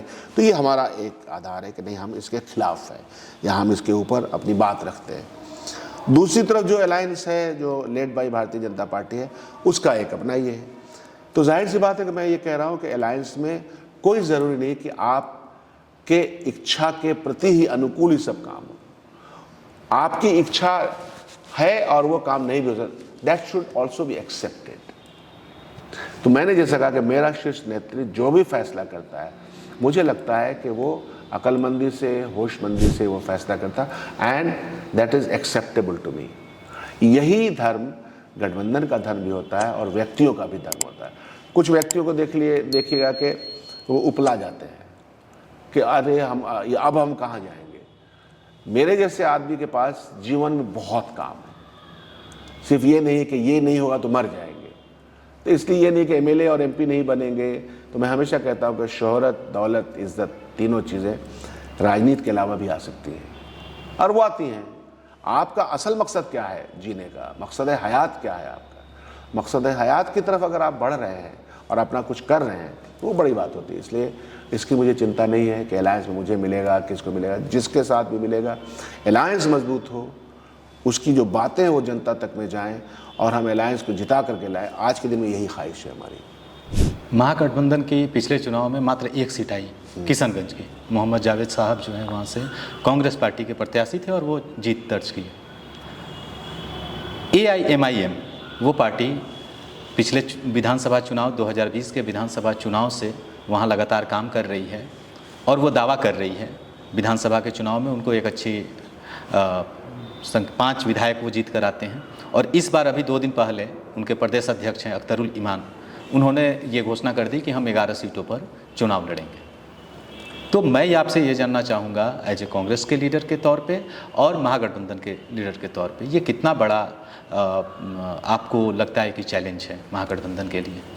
महागठबंधन के सामने जो देश के सामने चैलेंज है वही महागठबंधन के सामने चैलेंज है। देश जिन चैलेंजेस से गुजर रहा है, जिन कठिनाइयों से गुजर रहा है, उस चैलेंज को महागठबंधन ने स्वीकार किया है और मेहनत कर रहे हैं मुख्तलिफ जगहों पे, मुख्तलिफ राज्यों में जिन जिन पार्टीज़ के साथ है। पिछले बार हमारा परफॉर्मेंस बिहार में, उत्तर प्रदेश में, पूरे हिंदी पट्टी में बहुत ही ख़राब प्रदर्शन रहा, इसे कोई इनकार नहीं कर सकते। लेकिन क्या होता है कि अर्धसत्य की भी एक सीमा होती है। हम ऐसा मानते हैं कि भारतीय जनता पार्टी की विचारधारा सत्य के ऊपर नहीं है और सत्य के ऊपर नहीं है, लेकिन असत्य के ऊपर उनकी मेहनत बहुत ज़्यादा है। और झूठ के साथ ये होता है कि आसानी से फैला जा सकता है, नफ़रत आसानी से पहुंच जाती है, प्यार मोहब्बत लोगों के दिलों तक उतरने में वक्त लगता है। लेकिन जब वो उतर जाता है तो समझिए कि मैं अपने दोस्तों को कहता हूं कि देखो, प्रेम बहुत मेहनत का काम है। जब तुम किसी को प्रपोज करते हो उसमें भी टाइम लगता है ना। तो अगर तुम चाहते हो देश में एका बनी रहे, प्रेम रहे, सद्भावना रहे, तो इसके लिए बेइंतहा मेहनत की ज़रूरत है। और अगर जब मेहनत हो जाएगी तो आपकी परमानेंट शादी हो सकती है। हम मेहनत करने में कहीं लगता है कमज़ोरी है, या हम वो जो हमारे ऊपर अटैक है उसका हम जवाब नहीं दे पा रहे हैं, या दे भी रहे हैं तो लोगों तक नहीं पहुंच पा रहा है। सरकार जो है, और इसमें सबसे बड़ा रोल मीडिया का हो गया। हम ये कहते हैं कि मेरी बात है और आपकी बात है, दोनों बात समान रूप से देश के समाज में जानी चाहिए। मैं आपके खिलाफ हूं और आप मेरे खिलाफ हैं किसी न किसी बुनियादी उसूलों पे। ये दोनों उसूल समाज के बीच में समान तरीके से जाना चाहिए, वो यहाँ नहीं हो रहा है। जिसको बोलते हैं अंग्रेजी में कि लेवल प्लेइंग, वो नहीं है। तो जो हमारा ज़राए अबलाग है, जिसको कम्युनिकेशन टूल्स कहते हैं, जो आप लोगों के पास है, यह मेरी बात, गठबंधन की बात, या भारतीय जनता पार्टी के जिन उसूलों को हम नहीं मानते हैं और इन कारणों से, लॉजिकल इन कारणों से नहीं मानते हैं, वह बात भी तो समाज में जानी चाहिए ना। लेकिन वो जा नहीं पाती है बोलने के बावजूद, क्योंकि हमारे पास वो टूल्स नहीं है, या टूल्स खरीदे जा चुके हैं, या टूल्स, और जाहिर सी बात है कि जिन लोगों ने ख़रीदा है इस टूल्स को, वो बहुत बड़े लोग हैं। वो इतने बड़े लोग हैं कि 20-20 चैनल के मालिक हैं, वो चैनल्स के मालिक हैं, और उनका एक पूरा तंत्र फैला हुआ है, घर घर तक फैला हुआ है। और यह जो सरकार चल रही है उसके पास भी अपना एक भोंपू है जो गांव-गांव तक जाता है। उनकी अपनी एक प्रसारण व्यवस्था है। सरकारी प्रसारण व्यवस्था में वो परोस रहे हैं अपने झूठ को, अपने फ्रेब को, अपने अर्धसत्य को, अपनी कल्पना को। हम उस कल्पना के खिलाफ या उस पर एक कोई सवालिया निशान खड़ा कर रहे हैं। सरकारी व्यवस्था पे, सरकार के चाल चलन पे, सरकार के कामकाज पे, लोगों के अंदर बैड गवर्नेंस को जो हम कहना चाह रहे हैं वो नहीं पहुंचा पा रहे हैं। तो एक लड़ाई है। यूट्यूब के माध्यम से या सोशल मीडिया के माध्यम से हम पहुंच पा रहे हैं, आप लोगों के माध्यम से हम पहुंच पा रहे हैं, बट बड़े पैमाने पे जो पहुंचने के टूल्स हैं, अभी जो इलेक्ट्रल बॉन्ड का मामला आया, कंप्लीटली फ्रॉड। और पैसे बनाए गए, कैसे कैसे जगह से पैसे आए, इन पैसों का इस्तेमाल क्या हुआ। भारतीय जनता पार्टी ने पिछले 10 सालों में 650 जिले में 3-3 करोड़ के 4-4 करोड़ के उनके ऑफिस बन गए ना। उनका सबसे बड़ा भव्य 5 स्टार होटल नुमा एक ऑफिस दिल्ली में बन गया, हमारा नहीं बन पाया और किसी पार्टी का नहीं बन पाया। तो यह कैसे बना? तो पैसे का प्रकोप, मीडिया, ये सब उनके साथ है। तब भी हम खड़े हैं। खड़े किस पे हैं? सत्य के आधार पे, अपनी मेहनत के आधार पर, और ये विश्वास है कि सत्य जीतेगा। परेशान हो सकता है सत्य, पराजित नहीं होगा कभी। ठीक है। इसीलिए बिहार में आपको रिजल्ट जो आया तो परेशान हुआ सत्य, पराजित नहीं हुआ है। आज हो कल हो, इस सत्य की जीत होगी। नॉर्थ इंडिया में भी होगी और ऑल इंडिया में भी होगी। मेरा सवाल फिर से वही, AIM, हाँ, उस पर मैंने बोला, मुझे AIM को यह समझना चाहिए कि वो किस परिप्रेक्ष्य में अपनी बात कर रही है। इस मुल्क में आज भी लोकतांत्रिक व्यवस्था से ही लोग चुने जाते हैं।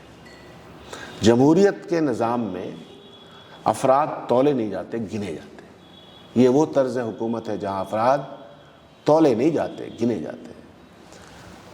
आप किसको प्रोवोक कर रहे हैं? आप हिंदुस्तान की माइनॉरिटी को प्रोवोक कर रहे हैं। भारतीय जनता पार्टी हिंदुस्तान की मेजॉरिटी को प्रोवोक कर रही है। हम लोग क्या कह रहे हैं? हम लोग कह रहे हैं कि मेजॉरिटी माइनॉरिटी का सवाल नहीं है, सवाल देश को सही तरीके से चलाने का, देश को आइन के मुताबिक चलाने का है। ये इंडिया गठबंधन कह रही है, कांग्रेस पार्टी कह रही है, थ्रू आउट कह रही है, आज़ादी के ज़माने से लेकर आज तक कह रही है। उसके सारे नेता इस बात को कह रहे हैं, इस बात को कहने के लिए जान दे रहे हैं। तो यह प्रश्न है AIM के सामने भी कि आपका मंजरनामा क्या है? आप क्या समझते हैं कि इस जमहूरियत में एक सेक्शन से आप न तो आप सरकार बना सकते हैं, न तो आप सरकार के किसी भी बिल को पलट सकते हैं, आप चीखो पुकार कर सकते हैं। हम बोलते हैं कि जज्बात को बरंगेख्ता करने वाली तकरीर कर सकते हैं, आप बहुत उभार की बात कर सकते हैं, लेकिन अल्टीमेटली आपको ये इतनी समझ होनी चाहिए कि आपके इस इन बकवास का या इन बातों का, जज्बात को में घी का काम करने का से फायदा किसको होगा? भारतीय जनता पार्टी यही चाहती है। कोई भी कम्युनलिज्म किसी भी समुदाय की हो, किसी भी समाज की हो, कम्युनलिज्म एक दूसरे का पूरक होता है, फीडर है एक दूसरे का। हम लोग JNU में इस पर बहुत बहस होती थी, फीड करते हैं एक दूसरे को। तो AIM को यह समझना चाहिए। और अभी मैं था वहाँ हैदराबाद में जो लोग इनके वोटर्स थे, वो उनकी तादाद बहुत घटती चली गई, क्योंकि इन्होंने देखा। फिर जहाँ जहाँ चुनाव लड़ते हैं वहाँ भारतीय जनता पार्टी को सीधे सीधे फायदा भी होता है। इनका सवाल क्या आता है कि मेरे नहीं रहने के बावजूद भी तो आप भाजपा से हारते हैं। मैं मानता हूं कि मैं हारता हूं, लेकिन आप और भी ज्यादा हराने में मदद करते हैं, आंकड़े यही बताते हैं। प्लस जो बात आप कह रहे हैं उस बात में कोई दम नहीं है। मल्टी कल्चरल सोसाइटी में, मल्टी डायमेंशनल सोसाइटी में, जहां समाज की एकता भी है और बहुलतावादी देश में, आप किसी एक कोने को पकड़ लीजिए और कहिए कि यही सत्य है, यही होना है, ऐसा होता नहीं है। सबको मिलकर के चलिए, काम कीजिए। तो इसलिए वो जो अलग से दुकान, उनकी भी अलग से दुकान है, और हम लोगों का जवाब तो सभी दुकान के खिलाफ मोहब्बत की दुकान है। तो हम तो अपनी मोहब्बत की दुकान नफरत के बाजार में लेकर चले हैं। ये AIM पर भी लागू होता है। अब वो जीते कैसे किशनगंज? जो विधायक, जिन विधायकों को उन्होंने हराया है, उनका अपना इनकम्बेंसी फैक्टर सॉलिड था पिछले 2019 में। वो खुद भी जिस पार्टी के थे, उस पार्टी में वहाँ के समाज गुस्से में था, किसी को दे दीजिए, इनको मत दीजिए। हम लोगों को कहा करते थे कि कांग्रेस पार्टी का टिकट किसी को दे दीजिए, इन लोगों को मत दीजिए। तो एक वो था। और अगर उनके विचारधारा से वो इतने प्रेरित थे या उनकी विचारधारा में इतनी ताकत थी, तो राजद में चले गए 4 के 4। तो इसीलिए जिस विचारधारा को मजलिसे इत्तेहादुल मुस्लिमीन, मुसलमानों के को इत्तेहाद में करने वाली एक पार्टी, तो हमारे यहाँ तो विश्व हिंदू परिषद भी है ना। हिंदू समाज को इकट्ठा करने वाली पार्टी, मुस्लिम समाज को इकट्ठा करने वाली पार्टी, क्रिश्चियन समाज को इकट्ठा करने वाली पार्टी, सिख समाज को इकट्ठा करने वाली पार्टी। देश तो सबके साथ मिलकर बनाया ना। यह समझ नहीं है उनको, कब समझेंगे हमको पता नहीं। हाँ, उनको समझ नहीं, लेकिन जनता को समझ है। इसलिए आपको मैं बता रहा हूँ कि रिजल्ट उनके पक्ष में नहीं आएगा। 1000 वोट का, कुछ वोटों का वो इधर से उधर कर सकते हैं, थोड़ा बहुत तकलीफ दे सकते हैं, चूटी काट सकते हैं, लेकिन जो बेसिक प्रमाइस है उनकी बात करने का, वो प्रमाइस ही मल्टी कल्चरल सोसाइटी में गलत है। मैं यहां से उनको चैलेंज करता हूं हमेशा। My challenge to them is that कि आप एक ऐसे ऑन स्लॉट में जहां के कम्युनल डिवाइड करने का भारतीय जनता पार्टी प्रयास कर रही है, आप फर्दर डिवाइड करने में लगे हुए हैं। तो इसका मतलब है कि दोनों एक दूसरे के पूरक हैं, एक दूसरे से गलवैयां करते हैं। यही मेरा आंसर है जी। लेकिन मेरा एक और सवाल इससे जुड़ा हुआ, उनको वो जगह जो मिल रही है, जो स्पेस मिल रहा है, उसको मुहैया कराने में कहीं ना कहीं ये आपकी party, Congress party, RJD party, वो भी तो जिम्मेवार है। इससे वो बच तो नहीं सकते हैं ना। नहीं, सवाल ये है कि ऐसा मैं नहीं मानता। वो किन प्रश्नों को उठाते हैं? सीमांचल में बहुत बुरा हाल है, सीमांचल में कमजोरी है, आर्थिक गुलामी है, आर्थिक तौर पर पिछड़े हुए, यही सब तो प्रश्न है जी। पिछड़ेपन का सवाल है। ये बात सही होने के बावजूद पिछड़ेपन के सवाल को कौन आदमी है, क्या कांग्रेस पार्टी नहीं उठाती? मैं नहीं उठाता। मुझे तो अवार्ड मिला, मैंने जानता भी नहीं था जिन अवार्ड देने वाले को। किशनगंज में उनके से ज़्यादा फंड, इससे ज़्यादा स्कीम ले जाने वाला मैं रहा हूँ, तो मैं कांग्रेस पार्टी का हूँ।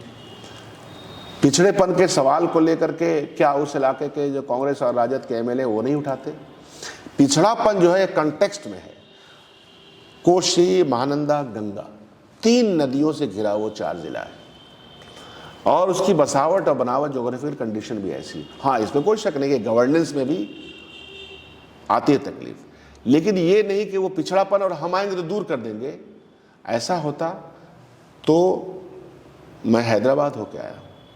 हैदराबाद में जहाँ ये लोग रहते हैं, हैदराबाद सिटी चमक रहा है, उसी सिटी के बगल में इनका जहाँ पे वर्चस्व है, जहाँ इनके एमएलएज हैं, उसकी हालत इतनी गैर क्यों है, इतनी बुरी क्यों है?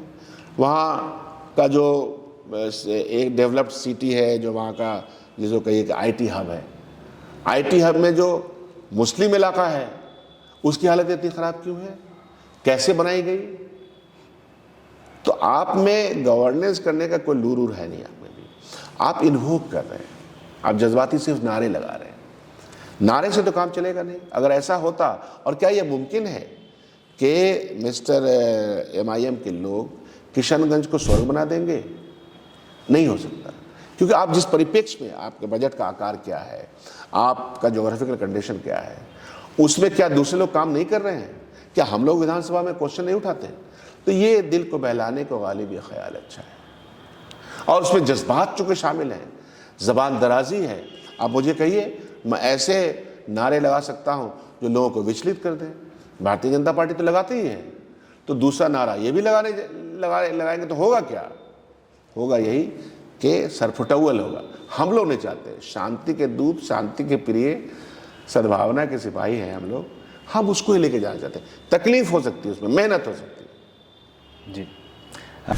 सीएलपी लीडर आप बने, आपके एक विधायक, एक पूर्व मंत्री बीजेपी में ज्वाइन हो गया, एक महिला विधायक वो कहती हैं कि हमको अगर फलानी सीट या नवादा सीट मिल जाए हम भाजपा ज्वाइन कर लेंगे, एक विधायक वो कहती हैं कि अखिलेश जी को पद छोड़ देना चाहिए। ये सिर मुड़ाते ओले पड़ने लगे।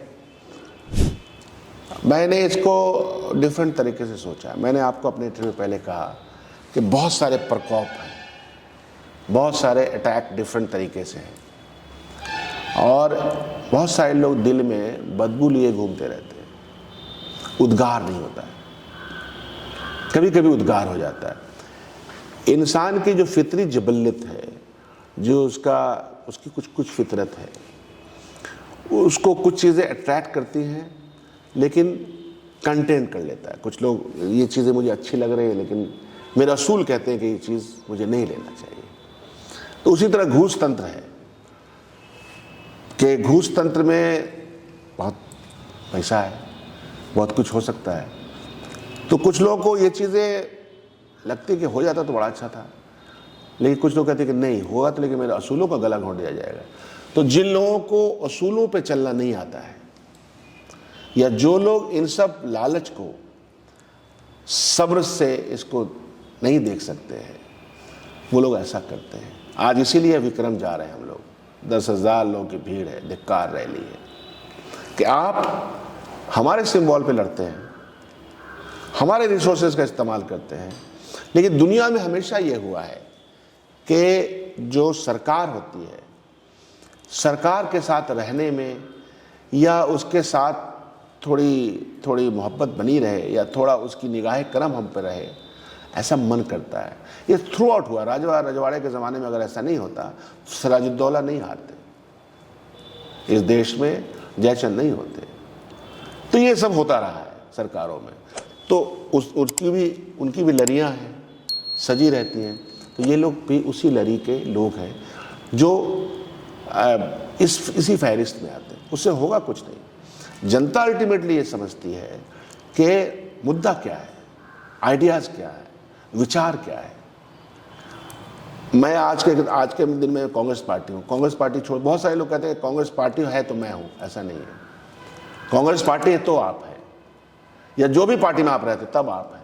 तो ये व्यक्तिवादी बनने की महत्वाकांक्षाएं लोगों को बर्बाद कर देती है। इसी रूप से मैं इन सब लोगों के बयानात को देखता हूँ। प्रतिमा दास के बयान को मैं अलग देखता हूँ। वो हमारे स्ट्रक्चर के अंदर कोई दिक्कत है जिसको हम लोग एड्रेस कर रहे हैं वो। लेकिन और जो तीनों बयान, जो दो चलेगा एक बयान को, इस बयान को मैं किसी भी तरह से उन असूलों के खिलाफ मानता हूँ जिन असूलों पे की बुनियाद पे आप चुन के आए थे। लालच और कुछ नहीं। क्या कारण होता है कि कांग्रेस पार्टी में ये पैन इंडिया समस्या है? पैन इंडिया सिर्फ बिहार की समस्या नहीं है, हर जगह ये समस्या हो रही है कि विधायक जा रहे हैं, वो जो वसूल हैं हमारे, जो डेमोक्रेटिक वैल्यूज की आप बात कर रहे थे, या फिर एक पार्टी का अनुशासन, कहाँ कमी रह जा रही है? अभी और होगा। राहुल गांधी जी ने कुछ बातें छेड़ दी हैं। ये जातीय जनगणना की बात कर रहे हैं, ये बातें परेशान कुन होगी। आप जातीय जनगणना की बात कर रहे हैं? बहुत सारी बात वो कह रहे हैं ना जी। इस देश का आर्थिक विकास की संभावनाएं, उस आर्थिक विकास में लोगों के साथ रवैया, equal distribution of wealth, equal distribution of opportunity, यह सवाल कठिन सवाल है अंदर घुसने में।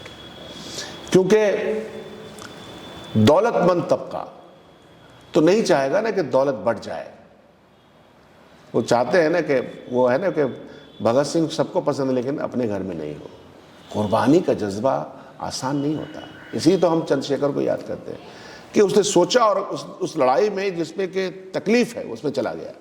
भगत सिंह ने सोचा अच्छे देश का, ऐसा तो नहीं था कि वो जीना नहीं चाहता था, जीना चाहता था। पूरा भगत सिंह को आप पढ़िएगा। तो मैं ये कह रहा हूँ कि बहुत सारे लोगों को ऐसा लगता है कि यह जो जीवन है यह जीवन हमेशा रहेगा। तो असूलों पे रह नहीं पाते। असूलों पे चल करके जिंदा रहना और मरना भी आसान काम नहीं है। तो जिनको असूलों पे जीना और मरना भी नापसंद है, वो असूलों के खिलाफ काम करते हैं। हम यही मानते हैं जाने वाले जाएंगे, आप कैसे रोक पाएंगे? उसमें कहाँ कोई उम्र, जवान भी जा रहा है, बूढ़ा भी जा रहा है। और क्या पा रहा है? कोई पद पा रहा होगा या फिर उसने जो कोई अकूत दौलत कमा ली होगी, उसको बचाना होगा। और भारतीय जनता पार्टी इस तरह का प्रोटेक्शन देने में माहिर है। देश के कई मुख्यमंत्रियों को उसने, मुख्यमंत्रियों को, उप मुख्यमंत्रियों को, कैबिनेट मिनिस्टर को इस तरह का प्रोटेक्शन दे रखा है, दिया है कि तुम मेरे पास आओगे तो दूध की तरह धुले हुए साफ शफाफ, हमारे एक तो उजला कपड़ा ननकलाट आता था, वैसे हो जाओगे। वॉशिंग मशीन जी। तो हम आजकल ननकलाट नाम बोलते हैं, तो हमारे यहाँ आता था बचपन में कि ननकलाट हो गए हो। ये तो इस तरह का रहेगा, उससे घबराना नहीं है। छन के जो लोग आएंगे, राहुल गांधी ने जो बेसिक सवाल उठाया वो सवाल इस देश में सामाजिक आंदोलन लाएगा, पार्टी के अंदर भी लाएगा, बाहर भी लाएगा। और हमको पूरा विश्वास है कि कांग्रेस पार्टी बहुत ही कायदे के साथ, तरसा के साथ इस पे है। कुछ लोगों को नापसंद हो सकता है, जिनको नापसंद है वो छोड़ रहे हैं। इक्वालिटी ऑफ वेल्थ यस, 1925 से चल रही है वामपंथियों की। कोई बात नहीं है, सपना नहीं मरता कभी। नहीं, सपना नहीं मरता है, बट सवाल पॉलिसी का है। मैं मानता हूँ। तो फिर वो पॉलिसी क्या होगी? नहीं, इम्प्लीमेंटेशन के प्रोसेस में प्रॉब्लम हो सकती है। इसी देश में जमीन अधिग्रहण का कानून बना, ऐसे लूट लिया जाता था जमीन, हमको ये फैक्ट्री बनाना दे दो। अब नहीं कर सकते, कानून बनाया यूपीए ने। राइट टू फूड का कानून जिसको ये भजा रहे हैं, ये किसने मनरेगा का? मनरेगा कानून के नहीं साहब, 100 दिन का काम चाहिए। राइट टू एजुकेशन का। हाँ, फिर ये जो जिसको बोलते हैं गारंटीज, गरीबों को गारंटीज, नौजवानों को गारंटीज, महिलाओं को, ये किस अवधारणा से निकला? वो इक्वालिटी की तरफ बढ़ने के लिए, रेड्रेसल मैकेनिज्म की तरफ, आरक्षण, ये सब चीज उसी अवधारणा से निकला। इसे सपने नहीं बनते। 2004 आप जीतने वाले हैं, अगले दिन रिजल्ट घोषित होने वाले हैं। अंबानी जी पहुंच जाते हैं सोनिया गांधी जी के पास। तो जब भी सत्ता में ये आरोप लगते हैं कांग्रेस पे कि जब कांग्रेस सत्ता में होती है तो सेंटर टू राइट होती है, जब कांग्रेस विपक्ष में होती है तो सेंटर टू लेफ्ट हो जाती है। 2004 से 10-14 तक अगर ऐसा होता तो ये कानून नहीं बनते। ज़मीन अधिग्रहण के कानून से सबसे ज़्यादा अगर किसी को तकलीफ होगी तो धन्नाटों को है, क्योंकि उनको तो लैंड बैंक करने का शौक है, अडानी को। आप जाइए गुजरात में, आधी ज़मीन लगता उनकी हो गई है, हर ज़िले में उनका बड़ा बड़ा गोडाउन बन रहा है। तो ये होता नहीं। पॉलिसी के लेवल पे आपको लगना चाहिए कि पॉलिसी के लेवल पे सरकार कैसी है। तो जो राहुल गांधी कह रहे हैं इक्वालिटी, इसको टाइम लगेगा, लेकिन ये सपने ख़त्म हो जाएंगे, उसका प्रयास तो होना चाहिए। जैसे कि प्रेम एक आफाकी चीज़ है, होना है प्रेम। अब वो किसी भी संबंध के साथ हो सकता है, मुझे तुमसे हो सकता है, तुमको हमसे हो सकता है, इज्जत हो सकती है, इज्जत, प्रेम, सद्भावना, ये यूनिवर्सल फैक्ट्स हैं जो रहेंगे। ये लगता है कि धूमिल हो गए, कमज़ोर हो गए, इसमें कहीं धोखा मिल गया, कहीं कुछ मिल गया, लेकिन जो वो यूनिवर्सल फ्रेमवर्क की चीज़ें हैं, उसी तरह से इक्वालिटी, फ्रेटर्निटी, हार्मोनियस सोसाइटी सपना भी है और सपना साकार भी होता है। ठीक है, आहिस्ता आहिस्ता होता है, लेकिन वो सपने को ही ख़त्म कर दिया जाए ऐसा नहीं हो सकता। कांग्रेस पार्टी ये काम नहीं करेगी। जो लोग इसके बरखिलाफ हैं वो रहे न रहे, क्या फ़र्क पड़ता है। ठीक है, आपने राहुल गांधी जी के आइडियाज़ पे बात की। भारत जोड़ो यात्रा पार्ट 1, पार्ट 2 न्याय यात्रा, और मोहब्बत, नफ़रत के बाज़ार में मोहब्बत की दुकान खोल रहे हैं। ये लोगों ने इसको बहुत सराहा, बहुत प्यार दिया। और आप जो बात कर रहे थे कि इंदिरा गांधी जी के सामने जेएनयू के अंदर एक छात्र संघ का अध्यक्ष येचुरी जी, वो पढ़ते हैं और कहते हैं कि आपको अपना मेमोरेंडम पढ़ते हैं और कहते हैं कि आपको आने की, आपको चांसलर पद छोड़ना चाहिए।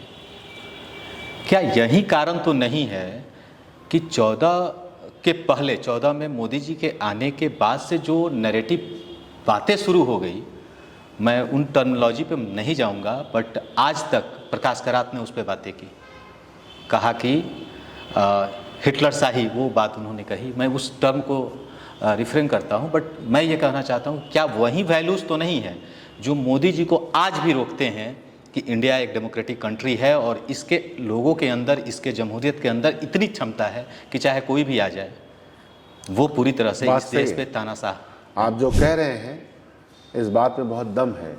इस देश में परंपराएं बड़ी मजबूत रही हैं, लोकतांत्रिक परंपरा। हाँ, कबीर की परंपरा है, चारवाक की परंपरा है, प्रोटेस्ट की परंपरा है, बड़े बड़े बादशाहों के सामने अड़ने की परंपरा है, सरमत की परंपरा है, जहाँ सर कटा सकते हैं लेकिन जो अपनी बात है कहेंगे। तो यह परंपरा देश को 2-4 साल में तो नहीं बनता है ना, हजारों साल से बनता है, लाखों साल में बनता है। हमारी जो सांस्कृतिक विरासत है हजारों साल पुरानी है। अगर हजारों साल पुरानी ये परंपरा नहीं होती तो ये शब्द वसुदेव कुटुंबकम, संस्कृत भाषा के ये शब्द 3-4 हजार साल पुराना है। तो अगर समाज में ये परिकल्पना नहीं होती तो समाज तो एक रूपता नहीं होता, बहुलतावादी होता है। आज पैंट शर्ट आप पहन रहे हैं ना, 300 साल पहले नहीं पहनते थे, हमारे जीवन का हिस्सा बना। 40 साल पहले बिहार में चाउमीन नहीं खाते थे लोग, इडली डोसा नहीं खाते थे, हमारे जीवन का हिस्सा बन गया ना। हमारे जीवन में चीज़ें आती हैं, मिलती हैं, एसिमुलेट हो जाती हैं, नए रूप में आ जाती हैं। हम लोग मार्क्सवाद में खूब ये पढ़ा करते थे, डायलेक्टिकल मटेरियलिज्म पढ़ते थे। तो चीज़ें आती हैं, हिस्सा बनती हैं, नए रूप में आ जाती हैं, उसको एक्सेप्ट करना चाहिए। गांधी जी ने कहा था ना कि खिड़कियां दरवाज़ा खुल कर रहना चाहिए, जो चीज़ें हैं उसको हम ले लेंगे, जो चीज़ नहीं लेना है उसको छोड़ देंगे। वो परिपक्वता आपके अंदर होना चाहिए। भारतीय जनता पार्टी डरी हुई है, उसको हर चीज़ से डर लगता है, डेमोक्रेसी से डर लगता है, बहुलतावादी समाज से डर लगता है, समाज में बहुल विचार के लोग हों, बहुलतावादी धार्मिक परंपराएं हों, उससे डर लगता है। जबकि समाज उनके समझ से अलग चल रहा है, उसको जो अपनाना वो अपना रहा है। वो कह के देख ले कि आप ये खाना मत खाइए, एक लैंग्वेज मत बोलिए, एक परिधान ये कीजिए, करेगा हिंदुस्तानी? नहीं करेगा, क्योंकि वो अपनी कदीम परंपरा से जुड़ा हुआ है, वो अपनी जो पुरानी विचार है उससे जुड़ा हुआ। हमारी पूरी शायरी प्रोटेस्ट की पोइट्री है, उर्दू हो, हिंदी हो।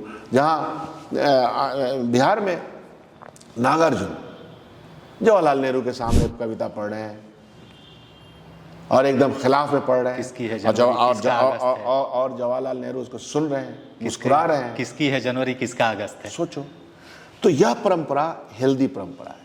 भारतीय जनता पार्टी इस परंपरा से डरती है और ये प्रधानमंत्री जी सबसे ज़्यादा डरते हैं, कोई क्वेश्चन नहीं करें। इसीलिए प्रकाश करत हो, राहुल गांधी जी हो, पूरी जो ये सोच है वो इस बात पर सवाल खड़े करती है कि आप परंपरा के विरुद्ध काम कर रहे हैं। तो उससे हमारा समाज आगे नहीं बढ़ेगा, हमारा समाज उसी परंपरा से आगे बढ़ेगा और मजबूत होगा। हमारे यहाँ हर रोज़ नए शब्द आ जाते हैं।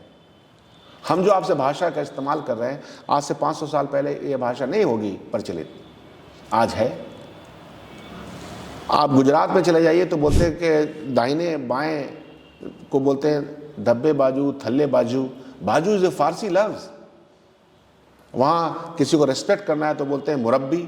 मुरब्बी इज़ ए अरबी लफ्ज़, लेकिन वो उसके शब्दों की परंपरा में, शब्दों की शब्दावली में गुजरात में ये अरबी फारसी जुड़ गया, क्योंकि यहाँ अरबी फारसी के लोग थे, आते थे, अपना कारोबार करते थे साहिली इलाकों पे।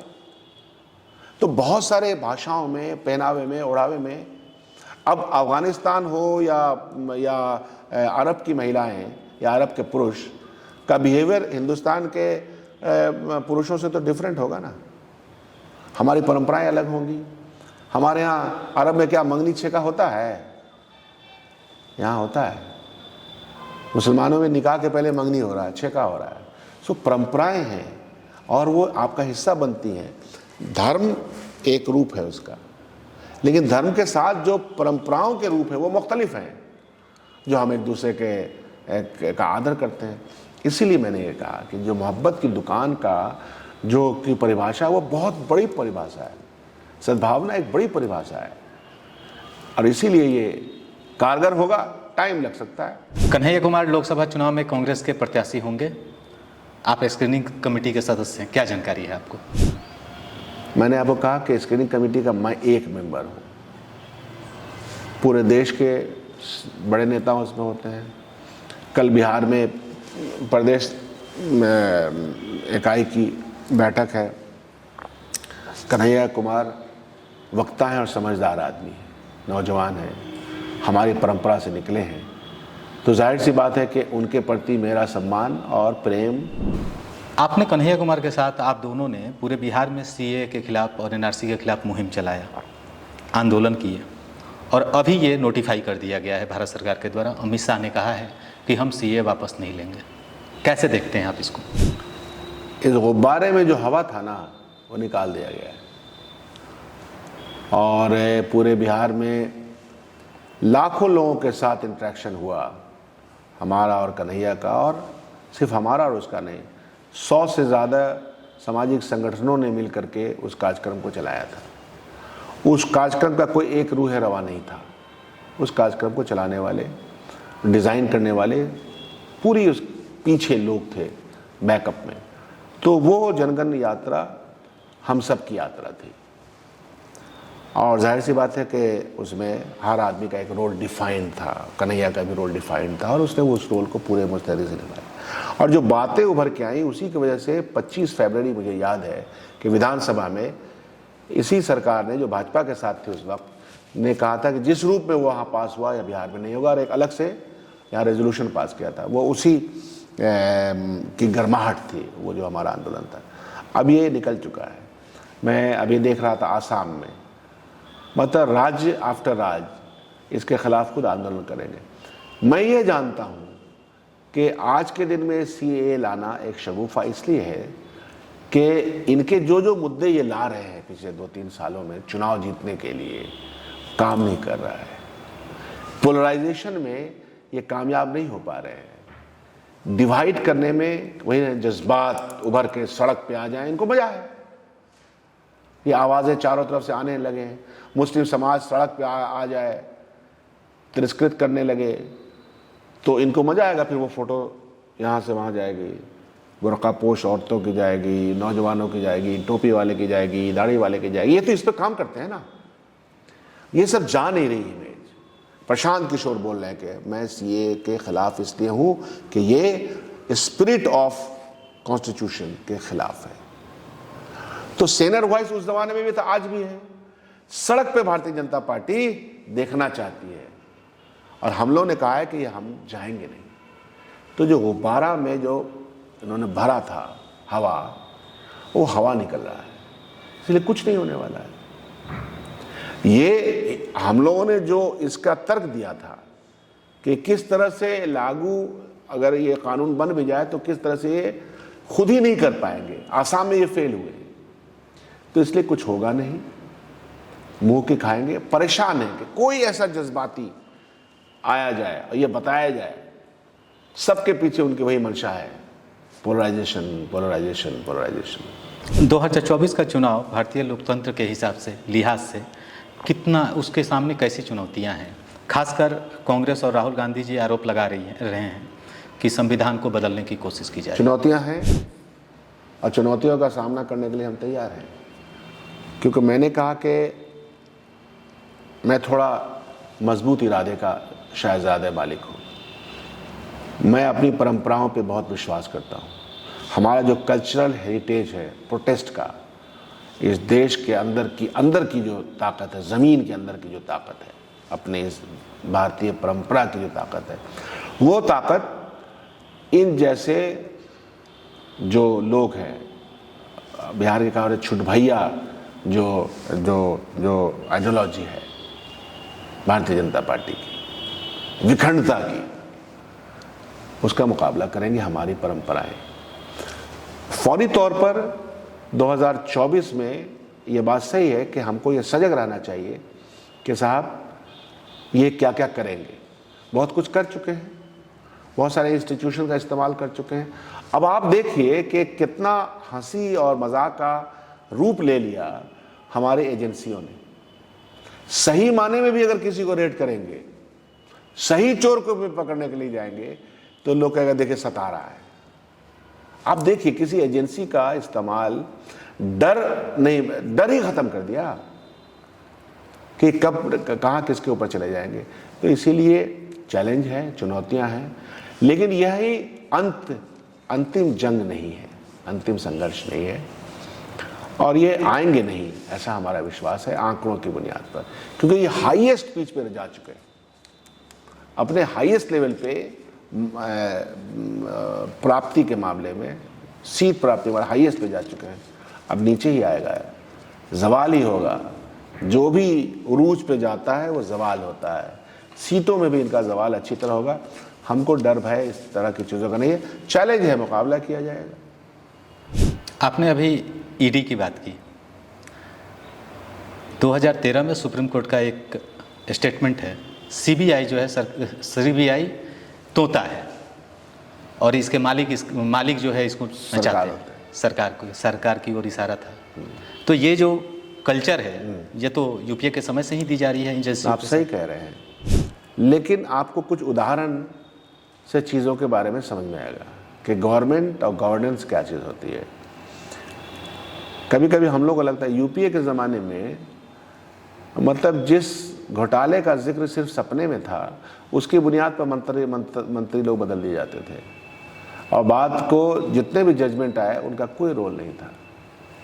मैं यही एक सवाल फिर आपको रोकते हुए जो ऐड कर दूं, अन्ना आंदोलन लगता था जैसे मैं पटना में था उस वक्त, ये छात्र था पटना का, हर गली से मोहल्ले से लोग गाड़ी निकालते झंडा लेके अन्ना मैं अन्ना मैं अन्ना मैं अन्ना हो रहा था, ये घोटाले वो घोटाले ऐसे घोटाले वैसे घोटाले।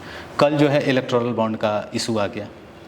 अब उस वक्त जो है जो विपक्ष के लोग थे उन्होंने उसको मुद्दा बना लिया, एक झूठे गुब्बारे आप अगर कह रहे हैं इसको कि ये गुब्बारा था उसमें हवा भरा गया था, लेकिन ये इलेक्टोरल बॉन्ड तो सरकार दे रही है ना, ये एसबीआई ने सूची की, आप इसको मुद्दा कैसे क्यों नहीं बना पा रहे हैं? ऐसा नहीं है कि ये मुद्दे नहीं बन रहे, आज जो हज़ारों लाखों की तादाद में वही है कि वो दिखाया नहीं जा पा रहा है।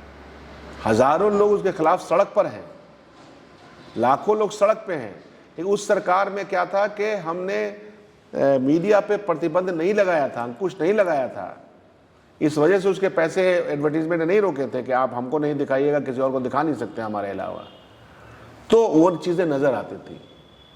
आपको प्रोटेस्ट, चारों तरफ प्रोटेस्ट हो रहे हैं, चारों तरफ जनता सड़क पे है, लेकिन वो दिखती नहीं है बड़े स्क्रीन पे, सोशल मीडिया में थोड़ी बहुत दिख जाती है। आप इमेजिन कीजिए कि राहुल गांधी की मीटिंग में कितने लोग आ रहे हैं, या अभी बिहार में तेजस्वी यादव का निकला था कारवां 12-15 दिन का, उसमें कितने लोग थे, लेकिन उस रूप में आया क्या? नहीं आया। यही फ़र्क है कि आप किस तरह से लोकतांत्रिक व्यवस्था में जो हमारे इंफॉर्मेशन के टूल्स हैं उस पर आप कब्जा करना चाहते हैं। तो प्रोटेस्ट तो हो रहे हैं, सबके हो रहे हैं, और लेकिन मुझे ताज्जुब है कि अन्ना आंदोलन में बड़े बड़े लोग थे, स्टार से लेकर सब कोई, इस पे खामोश है। तो सिलेक्टेड, अगर आप ईमानदार हैं तो सिलेक्टेड मत बनिए। आप सिलेक्टेड थे, आप डिज़ाइन थे, डिज़ाइन के तहत भेजे गए थे उस सरकार को, चलती हुई बेहतर सरकार के खिलाफ काम करने के। और उस आंदोलन के बहुत सारे लोग कितने अमीर बन गए, उसमें बाबा रामदेव जी का नाम सबसे आगे है, ब्रांड बन गया। वो योग करते करते कंज्यूमर प्रोडक्ट के ब्रांड है, यही हुआ है। एक लास्ट आखिरी सवाल, अभी हाल में एक यूट्यूबर है, आपने कहा कि जनता की बात जो है वो पहुंच नहीं पाती है, एक यूट्यूबर हैं ध्रुव राठी, बहुत बड़े यूट्यूबर हैं, और उन्होंने अपना एक प्रोग्राम किया और उसका शीर्षक था क्या भारत तानाशाही में बदलते जा रहा है। 2 करोड़ से ज़्यादा लोगों ने उसको यूट्यूब पे देखा है। मैं आपसे ये जानना चाहूँगा कि क्या आप इस शीर्षक से, मैं फिर से कोट कर रहा हूँ, क्या भारत तानाशाही में बदलते जा रहा है, इत्तेफाक रखते हैं? भारत तानाशाही की तरफ बढ़ते जा रहा है, इसके बहुत सारे एग्जाम्पल्स मिलते चले गए। भारत के अंदर जो लोकतांत्रिक इंस्टीट्यूशंस थे, उस इंस्टीट्यूशन को जिस तरह से selection of vice chancellor, selection of election commission, selection of जजेस, सारे इंस्टीट्यूशन है ना जो ऑटोनोमस हैं, इनके ऊपर आपको प्रहार नहीं दिखता। तो तानाशाही का मतलब क्या होता है? और डर का माहौल, खौफ का माहौल पैदा करना, बुलडोज़र की व्यवस्था कर देना कि कानून आपको किसी के घर ढाने की बात नहीं कहता, जब तक कि कानून कहेगा ना, कानून का सम्मान जाएगा। मीडिया ट्रायल करना, ये सब क्या है? ये तानाशाही की तरफ बढ़ता हुआ कदम है। मैं मानता हूं कि हमारी परंपराएं इसको रोक लेंगी। हमारा जो प्रोटेस्ट की कैपेसिटी है, जो इतने बड़े लोग लगे हुए हैं, लाखों करोड़ लोग, उसको रोकेंगे ज़रूर, लेकिन बढ़ तो रहा है ये। आप ये देखिए कि 2 करोड़, अगर ये नहीं बढ़ रहा तो 2 करोड़ लोगों ने क्यों देखा? देश तो 140 करोड़ का है, 100 करोड़ को देखना चाहिए था। आप समझ रहे हैं, 2 करोड़ की तादाद बहुत बड़ी बात नहीं है, 100 करोड़ ने क्यों नहीं देखा? तो जो नहीं देख रहे हैं, मैं ऐसा नहीं कह रहा हूं कि बहुत सारे करोड़ों लोग उसको एक्सेप्ट कर रहे हैं, इस बदमाशियों को, ये है चिंता का विषय।